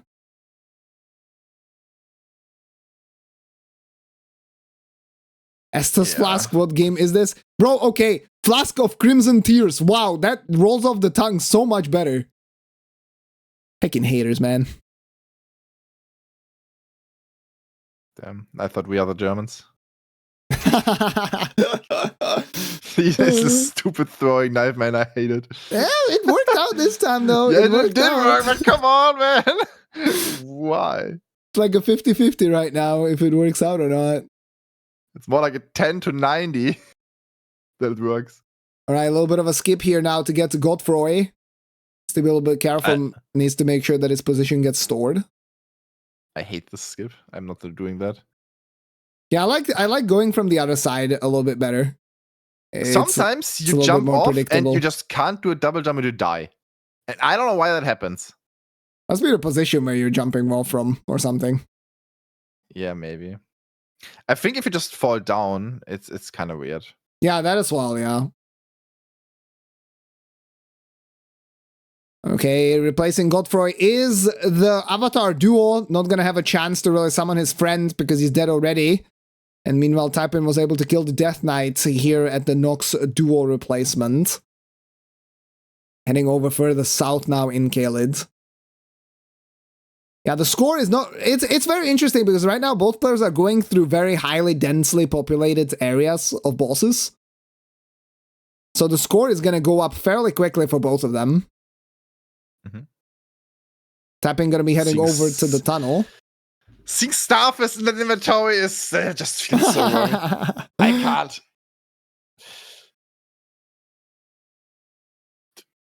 Not a believer. Not a believer. I'm just a Starfist believer. I'm playing the meta, okay? I mean, actually, this is the meta. Fair. I'm not playing the meta, I guess. The general meta, not the DRL meta. Okay, this tunnel requires 2 Stone Sword keys. This is why players buy the Stone Sword keys at the start or early on in the match. You need a couple of them for the full routing. They've already used 5 of them, I believe. Yeah, they lose a lot. While waiting on the elevator, applies the Sacred Blade. Kind of a smart play. Faster than doing it in the fight. Let's see what the boss here is. I mean, the fastest thing is buying the explosives and just killing the boss with that. Mm-hmm. I wonder if he has those. I saw Typin buy them. Oh, there's a war. Is it a war revenant or was it just a small guy? I wasn't sure, actually. Something came out of the ground there. I was watching the other screen at the moment, so I couldn't tell. But it's going to be a Dula, as the fight takes a lot of damage. Should be able to hopefully stagger as well with a nice headshot. Unfortunately, actually whiffs. Yeah, that's a hard one to get, to be honest, especially on uneven terrain. Has to deal with this frost attack now. Oh my god. It's a good flying move. Yeah, it's a good one, actually. That was, all things considered, with dragons, you can be a lot worse off. That was actually pretty decent. Oh, we got the weathered dagger. We can do 46 now. Why did Typin buy the big hood? He's gonna swap to it. Extras, nothing. No, it gives you one fake Yeah. and you lose like 15% of HP. It loses so much HP. Yeah, he that's funny because he's already using the hood that is actually good and gives you strength, right? So I don't know what his thought was.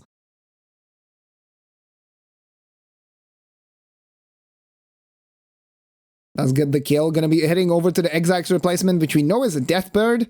So that should be a quick fight, hopefully, as well. And then hopefully he goes for the Catacomb now after this, because there is the Deathless half. Exactly. Oh, the damage! Wait, what? Oh my god. Yeah, that is Sacred Blade for you. And he's going for the Catacomb. Okay, nice. We'll have to see that. We'll have to see that. We wouldn't want to make this even more uneven now after the death.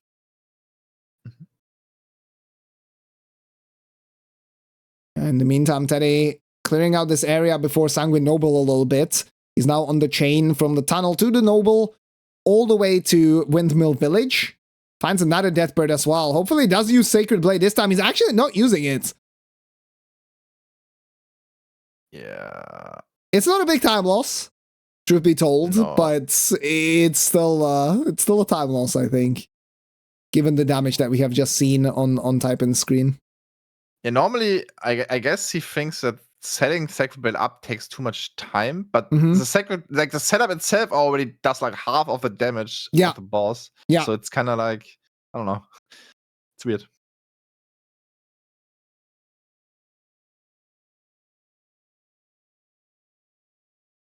All right, Typin doing the traditional routing where he goes to the Windmill Village. We'll leave Warmface and the Crystallian Tunnel as basically as a chain, rather than going for the Rampart side skip, which is kind of weird sometimes.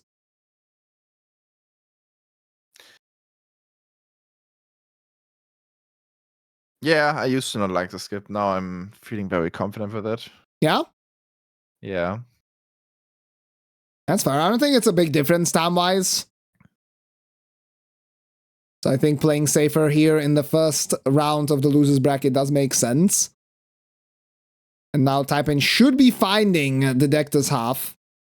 Unless I'm like completely out of it. Unless he teleports too fast. Yeah, he finds it instantly. Okay. Yeah, we see a little bit of a pop-off there. He's happy to find it. Yeah, he's obviously hoping that his opponent didn't find it, but well, while Teddy is already almost through entire Altus, Typin is still clearing out something. Yeah, I mean, I can't blame him. I mean, he knows he has the Deathless half now. He still has 40 minutes left, right? So there's plenty of time for everything in Altus. And he's already done like a lot of Dragon Barrow while there we have Senesax. While Teddy has not finished Dragon Barrow just yet. Yeah, Senesax. That's gonna be interesting. The damage is good when you can get the hit in. Yeah.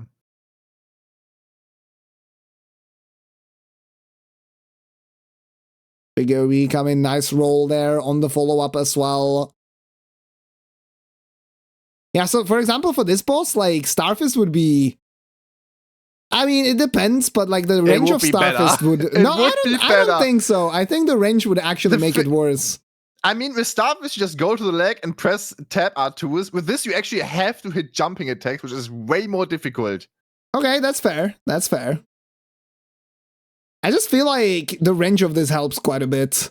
I feel like I've missed with Starfist here as well. Maybe skill issue. That's possible. I think it's more about the preparation time you have to do an attack. And with a jump attack, you need to like line up your jump attack for a long time where he can still do stuff. Like a long time means like half a second or something, basically. Yeah. It's a really long time. But with Starfish, you just go to the leg and tap to him. And it's gonna get you bleed, it's gonna do a lot of damage, and you are gonna hit. Mm-hmm. Yeah, that's fair. I think the bleed is a good point that I didn't really consider. Especially now in Altus, the scaling is quite a bit higher, so the bleed procs, percentage based, of course, on the health bar actually do make a difference. And it's very interesting. I mean, right now, both players are, well, one player is in Altus, the other player is heading into Altus, and the score has evened out almost 51-50, only a gap of 1 at this point. Yeah, but this is where I'm not sure. Typin has like a long running section now for the next boss, but so does Teddy. But you have to see that Teddy already still has some really fast bosses in Liurnia and Cadet left. For example, the Tibia Mariner and Limgrave. He has a Grace right next to it, and it's still alive. I'm pretty sure. Wait, the Tibia Mariner and Limgrave? Yeah, I think Teddy didn't go the way. Like entire West Calet is still open for him. I think he killed the boss there though, because I think that had the first Dectus half. No, that was the Tibia Mariner and Liurnia. I'm tripping. Yeah, that was wrong Tibia. Yeah, wrong Tibia. Yeah, you're right though. I mean, he hasn't done Upper Caelid. He hasn't done Upper Caelid. He hasn't finished Dragon Barrow. He has some things in Liurnia, right? Like he just needs to make sure that he remembers all of them. That's the point that you were making. Right, he has the Ichi chain. Like there's quite a few things that he still has available, and he's also like, for example, it's so hard to say what the lead is because there's also bosses that Typin has skipped. Like he hasn't come back to kill Fire Giant yet, while Teddy has killed Fire Giant, but he also hasn't killed Renala because he left her alive for some reason. Like it's crazy. Like I don't know. Like I was saying that both players are gonna do the same chains in a different order. But at the same time, they've had bosses they've skipped, and they've done extra bosses as well. So I can't tell who's ahead. Very interesting seat. Yeah, without the death, of course. Like with the death, it's fairly clear right now who's ahead. But without the death, it would have been very interesting. Yeah, I think Teddy was always a bit ahead. Okay, Typin. Just because of this incident at the start that Typin didn't upgrade for like 6 or 7 bosses. Yeah. But it was still decently close, but now with the death, it's obviously not that close anymore. Unless Teddy dies. Yeah, that could be a big decision point, yeah. Oh yeah, Typin has 2 extra minutes, but that doesn't really matter as long Teddy stays alive. Yeah, 2 minutes, it depends on like which bosses you have left. That can be maybe a point of like, 1. That could be one boss in that time. It does really depend. But it is still a pretty close game. I mean, both players have had hiccups, right? Both players have played well for the most part, but both players have had some hiccups. I mean, we saw it earlier with the Dragon, for example, for Typin. We also saw it with the Aging Untouchable for Teddy. So yeah. Then we have the Mine in Limgrave where Typin went all the way down. Oh man. From center sacks straight to 40 sacks. Takes a big hit there from the AoE. Yeah, and then there's a 80%. Like, okay, Typin switched though. He's not on Holy anymore. 46 having 80% Holy resistance. That would be a nightmare. Yeah. Yeah, both players are now on Heavy. That's very interesting. Very good point as well. Oh my god! Teddy almost fell down there. I don't think there's a... Like, you can fall down there. Make it more interesting for the people. Yeah, I'm pretty sure that you can fall down there, man. Yeah, I see. Maybe the people don't know. I see. Man, that was so close. That's crazy. I can't believe that just happened. Oh, okay. Teddy's dead! No, just kidding. Yeah, all the people who have us on their second monitors are putting us on the primary now. Yeah, there's a question. Could Teddy just chill and the game would be over? That is correct, but he obviously doesn't know what his opponent's status is. They don't know what the score is, what the death tally is, so you gotta keep on pushing. And you were right, yeah, he's gonna go into the Upper Caelid right now, actually, after killing 40 sacks, so that's interesting. Yeah, he's kind of ping-ponging around. He hasn't done the back section, like the battleground section of Altus. He didn't do Warm Face. He hasn't gone to Lanciacs and Tree Sentinels yet. And he's going to head over to the Upper Kaled instead. It's very interesting to me to just kind of jump around that much.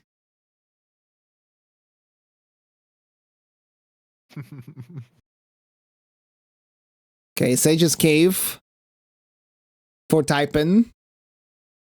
Did Teddy do that already? No, right? Yeah, he did. That's where the Mad Pumpkin was. Oh yeah, true. I remember that. Yeah, I wonder why. But I believe Typin, I mean, unless it was done while he was, down, he hasn't done the Putrid Avatar replacement here in Upper Kaled. Unless I'm tripping. Like, he went to the Merchant, that was the first thing he did. He did the tunnel as well, the Gale Tunnel. I want to say he has done it because, like, why would you do the mine? Like, he did the mine in West Kaled. Yeah. But yeah, not, the tunnel, like, yeah. I don't know. It wouldn't make much sense, I think. Yeah, but there's a lot of things that don't make sense in this match right now. Fair enough. Not gonna argue with that. All right, much better fight there on the Mad Pumpkin.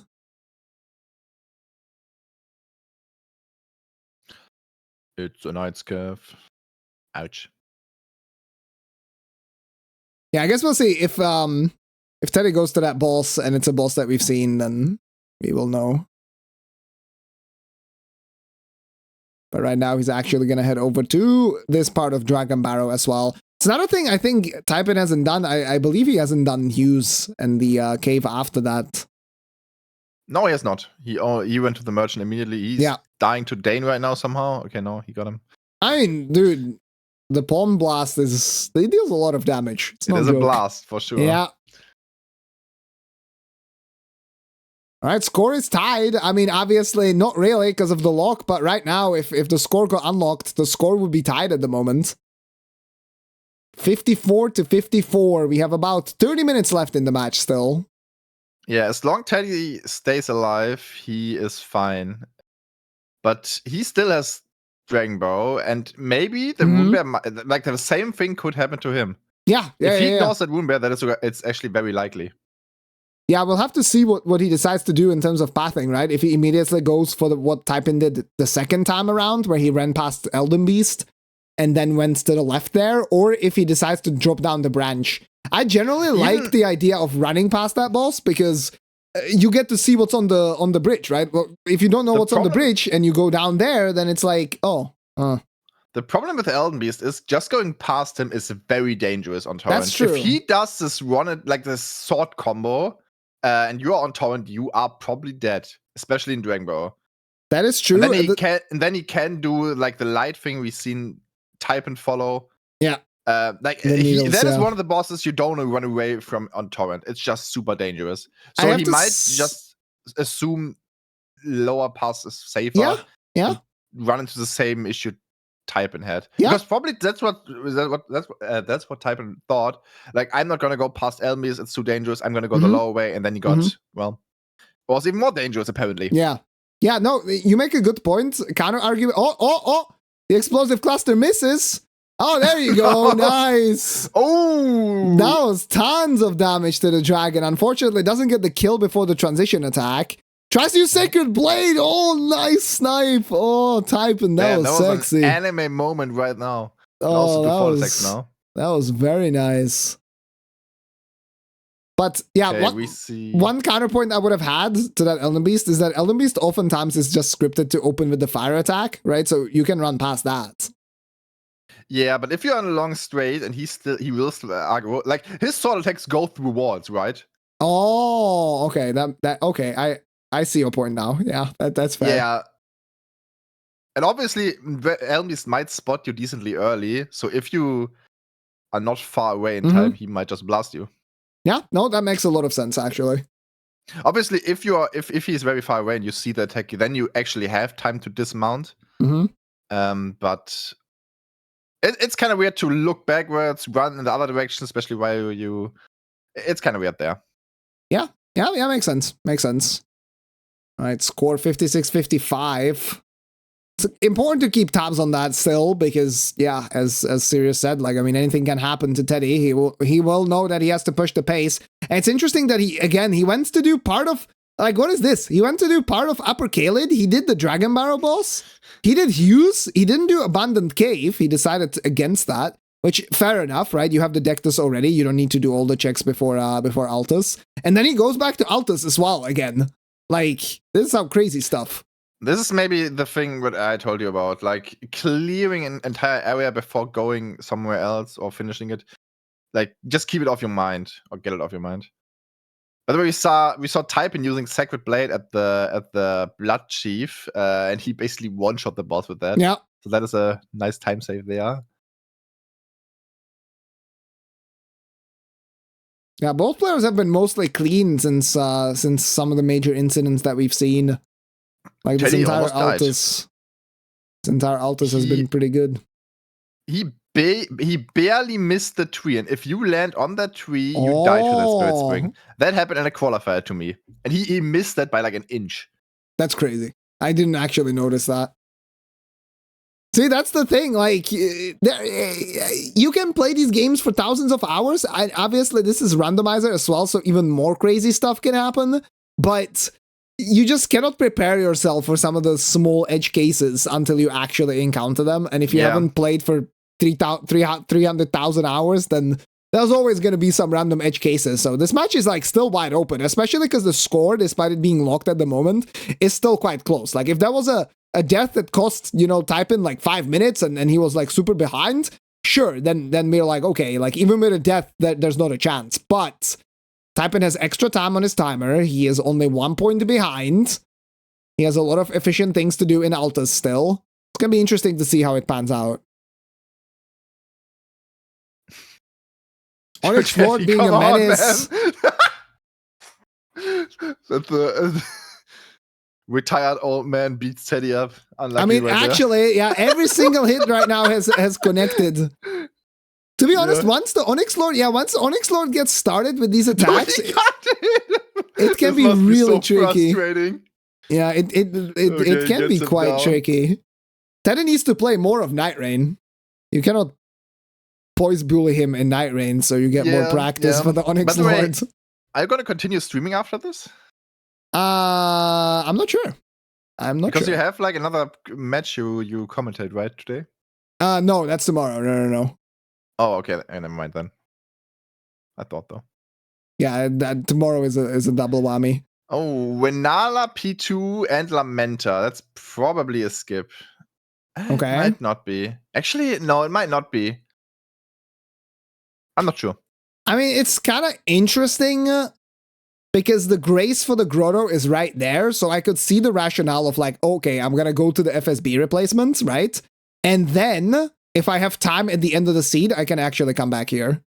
And we have the one boss you can die to at any time. ADM. Yep. Yeah, he has an incantation that basically one-shots you in every... Like, doesn't matter how much HP you have. At this scaling, he's going to one-shot you with that. Yeah, it's the highest single damage instance in the entire game. It's the big dragon grab. I know he hasn't done it a single time. Yeah. But also, Teddy is face tanking almost everything. Ooh, so yeah, Teddy's playing very aggressive right now. Was one hit away from dying twice there, but he does get the kill. Nice. Gonna Memory of Grace out. Does get the 59th kill. Okay.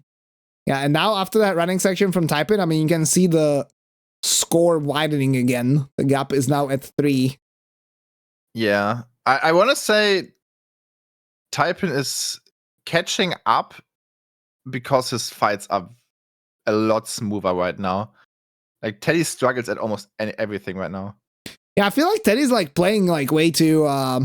I don't want to say haphazardly, but he's just, he knows he has a strong setup, so he's just kind of sending as many attacks as he can. Yeah. And that obviously cost him a lot of time. I mean, we saw it with the Onyx Lord, right? For example, like sometimes the fights that you do not expect to be tricky at all are the trickiest.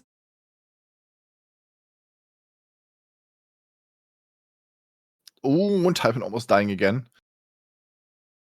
Yeah, 46 is another one of those bosses that can deal a lot of damage from the lightning, especially if you get hit by the ground AoE like right before as well. it can be pretty bad.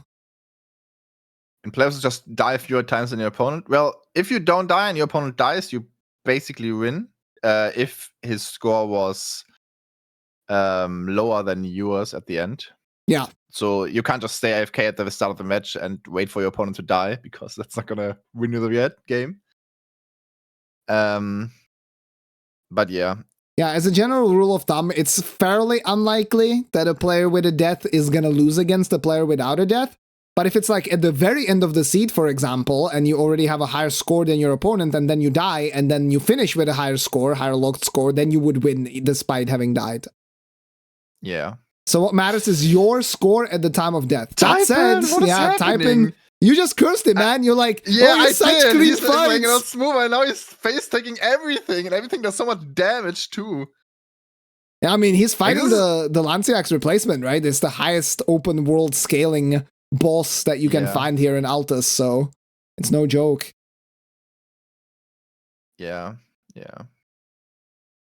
Godfrey, Pissfrey at DTS, and I think Teddy is almost done now with Altus. I think he still has Warmface and the Mine. Yeah. And he's doing a very dangerous skip for it. Uh-oh. Yeah, that's the skip that I was talking about. Okay, gets the first part. Nice. I thought that's the skip you are comfortable with. No, not this one. The one... Wait, what were we talking about? The one at Khaled. The one to the catacomb. Huh? We were talking about leaving the tunnel for later with the Crystallians, potentially. We were never talking about that. We were talking about Deathless house, and then about the catacomb, and then where did you go to this mine? I was talking about Windmill Village, and I was saying he's doing the regular routing where you leave Warmface and the tunnel as a chain, and you don't do the skip. But he, in fact, actually did the skip. He didn't kill Warmface. Like, he didn't maximize his potential time save from this skip. That's fairly interesting. Yeah, I'm with Kata on this one. Thank you, Azaz. It was quite clear what we were talking about. I'm confused. That's fine. Don't worry about it, man. Yeah, that's the skim that I meant, and I'm glad that he got to show it off, actually. Did it very smoothly as well. Played it safe, made sure that his position was stored in between. That was really, really nicely done. I mean, this does save a little bit of time, but I do have to say, not killing Warmface on the way to Windmill Village does waste a little bit of time. Like, if you're gonna go for this skip regardless. Yeah, what I do, like a normal people do, is we go to Windmill Village and then go back for Warmface and this mine. Yeah. That's the regular routing that I kind of expected, yeah. We'll see if Typin does that. Teddy going back to Liurnia now. And you generally also want to go for the skip like after you kill the Black Knife Assassin replacement, because you're right there. He didn't do that, so he wasted even more time, right? Because the 46 fight took a little bit longer. Yeah, I think this is where we see that Teddy forgets some bosses, because he's kind of running out now because he's done with Altos, and is only at 62. And now he's doing his very slow stuff like the Clean One Night Cave. What is this pathing? Yeah, and it's even slower if you do it like this, I guess. Yeah, it was very sketch, but he does get down to the bottom.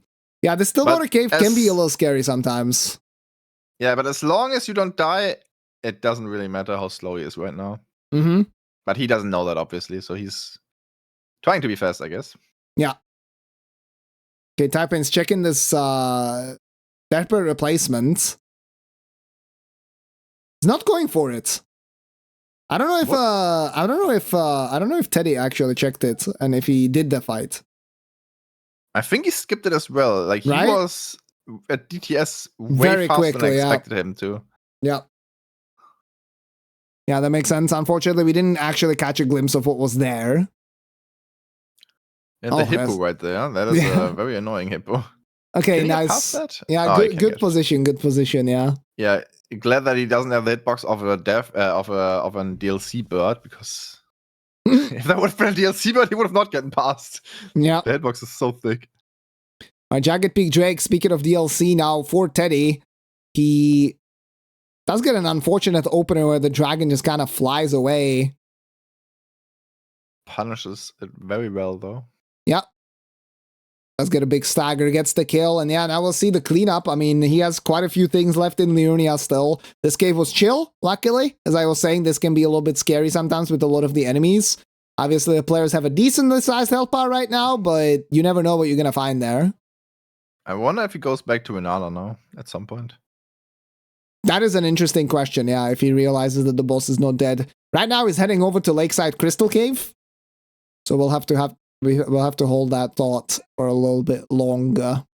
Yeah, they have like 17 minutes and 19 minutes left.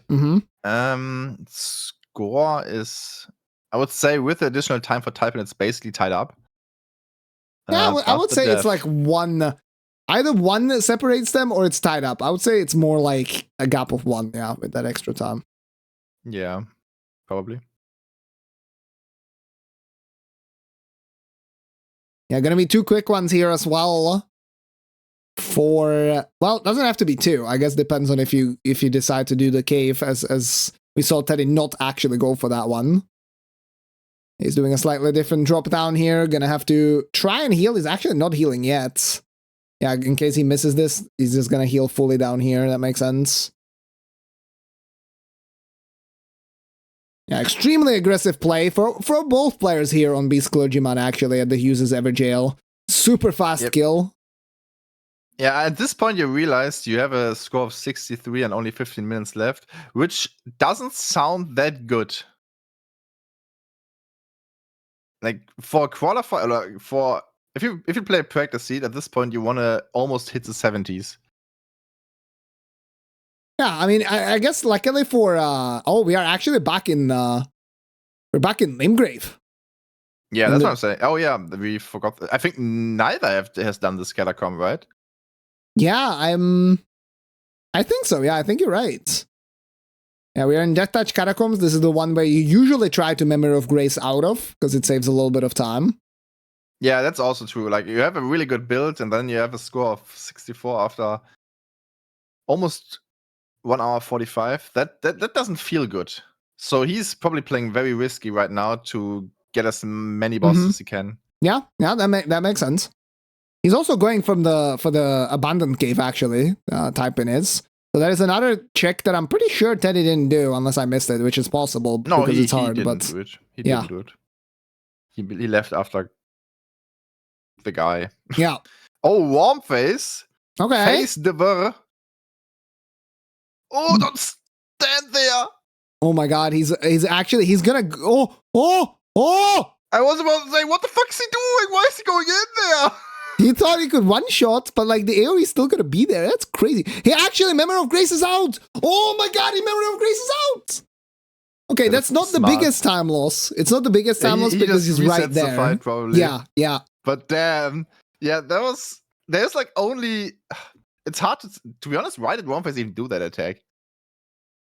I don't know. It's weird, He did it like that's normally an attack he does if you're very close. Yeah. But in this case, he was so far away and he still did it. Yeah, Typin now actually heading over to the Putrid Avatar, so he did not do that one. It's actually checking, this is also interesting, he's checking the bosses he's done. Why is he not just killing the boss? Well, that's the thing, right? Now he's playing too safe because he almost died to the attack earlier. Like, that's the kind of thing that Elden Ring can actually do to you. That's crazy. Oh, Godskin Noble with a DLC Sorcerer, actually, for Typin right now. The DLC Sorcerer that sends a lot of the projectile shards. Where? He was on the slope. Yeah, you're lying. No, Typin is checking. What the hell? There's none. Typin also didn't find one. Nice rolls, though. That's a very clean kill. So this is kind of interesting to me from Typin, because he's now going for some of these slightly slower things as well. Like, he's going to this catacomb right now, which is actually a little bit slower. On the slower side, it's like 120 or 140 actually to get through, which is quite a bit slower than some other checks that I think he still maybe has available. If I think Typin, he still has the Fire Giant P2. Yeah. He still has the catacomb, the Warmface catacomb. Other than that, I mean, he has like almost grotto like, and stuff, right? Like he hasn't done that. Like he hasn't done that part of Altus, I believe, unless I'm tripping. But he didn't. We didn't see him skipping Renala and Lamenta. So. Oh yeah, true. Yeah. Like he took the Grace at Grotto, and then I think he pieced out. He also he hasn't killed Godfro yet. So like he has quite a lot of things. Has he done faster? Has he done Lanciax at all? Yeah. He did do Lanciax. That was the Tree Spirit. Okay. We saw that, yeah. Oh, yeah, I'm tripping. Yeah. Oh, there's a Finger Creeper and a Page at the same time right now. Typing in a little bit of a precarious situation. In the meantime, Teddy getting a quick one here in the Kaled tunnel. Clearing up whatever he has left, as we said. Of which there's quite a bit still. Yeah, I'm going to be heading in the same direction that Typin is right now, actually. It always happens to me too. Like you just run because you don't get a stand-up animation in this format, and you can't taunt because they're too close to an object. Yeah. Every time at that Grace. All right, Knight's Cavalry here. Good damage. Let's see if the Sorcerer causes a little bit of havoc for Teddy as well, or if he's going to be safe. I don't think there is a Sorcerer. There is one! I saw it. See? You could see the projectiles. I blinked. I didn't see it. Oh my god. Bro blinked, he says. How long do you blink for? Still blinking. Is your blinking as slow as your gameplay? Is that what it is? Yeah, that's why you lost to me. Oh, bro, come on, man. That's what you get for that. We'll see after tomorrow, dude. If you go out in round 1 of losers. It's fair. Yeah. At least I can focus on bingo then. That's fair. Okay, yeah, I respect that. That makes sense. All right, actually Typin right now in northeastern Liurnia as well. So he's not come back to Fire Giant yet, but I believe he hasn't done this Catacomb yet either. So he has like pretty quick 3 bosses over here. Yeah, very different type of cleanup for both these players. As I said, this Catacomb is super dangerous, so to do it as late as possible it just makes sense for me. Especially when you have Dectus already, right? Like when you have Dectus, you know that you can kind of just do things in whatever order you desire. Yeah, the pop-up from Typin, like after finding Dectus, was probably, don't have to do this Catacomb yet.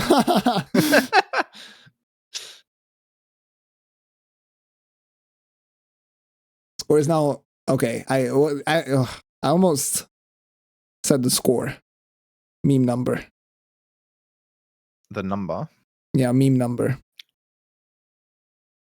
Oh. Okay, didn't even realize. Yeah. Vakrash, if Teddy dies right now, that's why this match is still really interesting. Because if Teddy dies, which is obviously possible, both the scores are going to get unlocked, and then it comes down to whichever score is higher right now. You know, when the deaths are equal, it's whatever's happening right now. How did he get out of there without taking a hit? He's modded now, which is dangerous, but I think there was something super easy in there. There's Knight's Cavalry in here. He checks, doesn't have boluses. So he is going to be rotated for the fight. He knows it as well, so he actually prepares the dumpling. He knows he's going to have to heal. Goes back to full before the fight, and is going to be relieved to see this boss for sure. Typing, getting the fast cycle as well in the Black Knife Catacomb here. What number? Don't worry about it.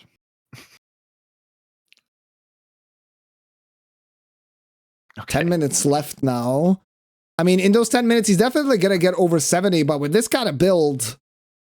Yeah, that's what I'm saying. Like, this is like, you want to get close to 80 with this build. Yeah. But they didn't really play bad. It was just a lot of slow and hard bosses. Yeah. I think... Did they do the Beach Merchant at all in this run? No. Or Soldier of Godric? No, neither of them have done that, no. Okay, this Onzi, one more hit! Oh, one more hit! The grab! Oh my god! The panic rolls, has to jump! He rolls backwards! He's dead! No! Typin! Onzi, always a problem, man. Also, Teddy stream sniping, going to Beach Merchant immediately after Sirius mentions it. He's going here now. Watch there be no boss, because he did it and he's like, fuck. Oh, this is, that's tough. I mean, Onzi is always a problem. And it's doubly scary because you have a good build, you have good health, so you're trying to play really aggressively, right? We were talking about that moments ago. That is so funny. Teddy trying to get a headshot and falling asleep just stuck at the wall. Yeah. Very quick kill though, but yeah, right now, this is a big one. Like, that's the thing. This is a big time loss as well, so now we have 2 big time losses for Typin, while Teddy has had 1 with that Renala incident where he didn't get the kill. This is probably game deciding, most likely. Okay, he's actually... Okay, never mind. He's going to Dragon Barrow, and he's going to the lower bridge. This is the place where Typin died the first time, yeah. Let's see if Teddy can figure this out. Yeah, he doesn't know exactly where to drop, actually. Since he's stream sniping, he probably figures it out. Yeah, true. Wait. Oh my god, the branch! He's dead! Wait, what? Oh, he's alive. What the fuck, man? Okay, the rune bear is there. Jumped. Okay, nice dismount. Is poisoned. I mean, he's definitely gonna go for the grace. Yeah, but... the dismount! Oh my god! 1 hit! Oh, this is crazy. I can't believe he actually dismounted on time. That was the combo, what do you dude. mean he dismounted? That's crazy. That is exactly the combo that happened to Typin, where he got hit by the Roar attack into a Margit attack. No, it was Margit first, attack. and then Roar, and then he was like... basically, the Roar made it a true combo because he couldn't get off. I see. Okay, I see. Well, almost the same scenario. Oh my god, this is crazy. Yeah, some very scary things in this seed. And he doesn't do more good. He saw the damage and he was like, yeah, fuck this. Well, I wonder if he's not going for it. Maybe just because he wants to like calm down. Like check the next boss, right? Like lower your heart rate a little bit. Like you just almost died. Twice. Yeah, twice, exactly. Like in the span of the last 40 seconds. Now he's gonna see this watchdog and think, okay, that's good. That's good. Watchdogs can double hit you with the stomp attack and kill you immediately, but that is like you have to basically get hit mid-air in a very specific timing. Okay, he's also gonna do this nice drop around the branches to go to the Dragon Barrow cave, and in the meantime, Typin is returning to clear up the fire giant. Oh my god, the other enemies are actually getting involved. He has to heal. Gravebirds to the left. Does get a nice roll. Finishes the fight as well. That gets him to 69 now, which is nice. The death counter is not nice, though. Yeah, looks like a Randocalypse match. Yeah, actually, yeah, true. Not mine, though. I don't die. Well, you still lose. Still lose, yeah. Oh my god. I died. Doesn't matter. If it would have been DRL, you would have won. It's true. It's actually true. Oh, Commander O'Neill down. That's actually also very dangerous. Yeah, he's gonna be here. Very tanky. He's not as tanky as I would have expected, but it's a small arena, right? So you cannot really outspace all the minions. Gonna have to deal with them. Takes a big hit from the rot AoE say as he well. was too close to that. Yep. And now another hit, and he's probably gonna be rewarded. I think that throwing that was too late. Oh my god. He takes another big hit. A little bit of panic rolling backwards as well. Both players cracking under the pressure in the last 10 minutes of the match or so, actually. I mean, he has to die twice. Gets a very nice stagger here. Dude, if he gets perfect arrow. Yeah, headshot into a melee attack would definitely be quite deadly. He also hasn't done Warm Face. Like, he hasn't been back to Warm Face yet. Because we see Warm Face right now, which is Red Bear for Typin. Gets it down. Yeah. Nice kill in the end there for Teddy. Gets up to 71. Red Bear causing a little bit of havoc. More enemies as well involved for Typin. Because and now we see Morgott, a very dangerous fight. But he is as strong as he's gonna get. Mm-hmm. So the damage should look very good. Well, not the Sacred Blade damage. He also drinks his physic when he's vulnerable. That's terrible timing. He takes a small hit as well. Now he's trying to heal, runs away. Get out of there. That's the moment. Morris says, nah, bro. Nah. Oh, too early on the roll. Clearly not as familiar with some of the timings of Morgoth, or maybe it's the pressure getting to Teddy right now. Yeah, like 4 minutes. That's... Dude, he didn't dodge a single hit yet. And like, actually, 1 hit away from that! That was such an early roll, but Morgoth misses. Morgoth is hinting. The first dodge was actually life-saving. And now the grace lights up as he gets there. This is crazy. Dude, like there was a squirrel on the grace. If he would have stayed there, that is so fucked up. Typin just hiring a squirrel. Imagine you die to... and he just goes Soldier of Godric. Yeah, goes Soldier of Godric. Whatever, oh man. My god. Oh, this is he so dodged funny. exactly one attack in that fight with the roll, and that was a life-saving roll. Everything else was strafed or got hit by it. Oh, that's crazy. So that was a question, wouldn't stream sniping be a DQ? Of course, we were just joking about the stream sniping, because one thing that we talked about happens at the same time, so yeah, but neither of these players are stream sniping. And if they are, they're playing very bad. But yeah, jokes aside, this is why this would have been so interesting, because right now the score is tied 71-71, despite 2 deaths costing a lot of time. Okay, we get what could kill Teddy at Soldier of Godric? Is there a boss that does that? I would say Onza, but yeah, Onza is not there. Yeah, would have to be some like aging untouchable teleporting to the arena or something. Yeah. Okay, very quick kill there. Mara goes down, and now Typin finding Renala and Lamenta. Does he go for this fight? That is the question. It seems he's going to be skipping. I think that's the wiser choice. You know you don't have that much time left. You know you have quite a few things still left to kill. So why not? Why not?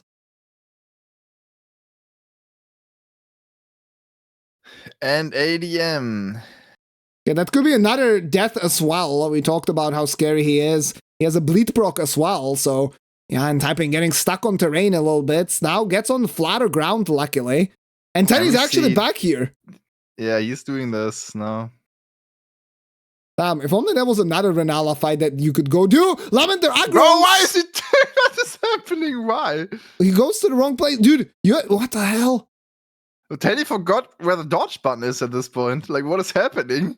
I mean, that's the God syndrome. When you have our power stance, then you can fucking hyper armor through everything. I mean, yeah, that happens sometimes. And now forget how to play. Opponents. This Lamenta. Oh my god, the Lamenta with the jump attacks. Dragon with the fire breath. Renala watching the cinematic universe converge. Okay. Oh, bouncing fire! Yeah, bouncing fire gets him, but he survives. He has enough health, luckily. I was gonna go over for the Lamenta. He didn't get hit by bouncing fire. I think if he would have get hit by bouncing fire, they would have been dead. Oh, this is so crazy. Score is tied 72-72.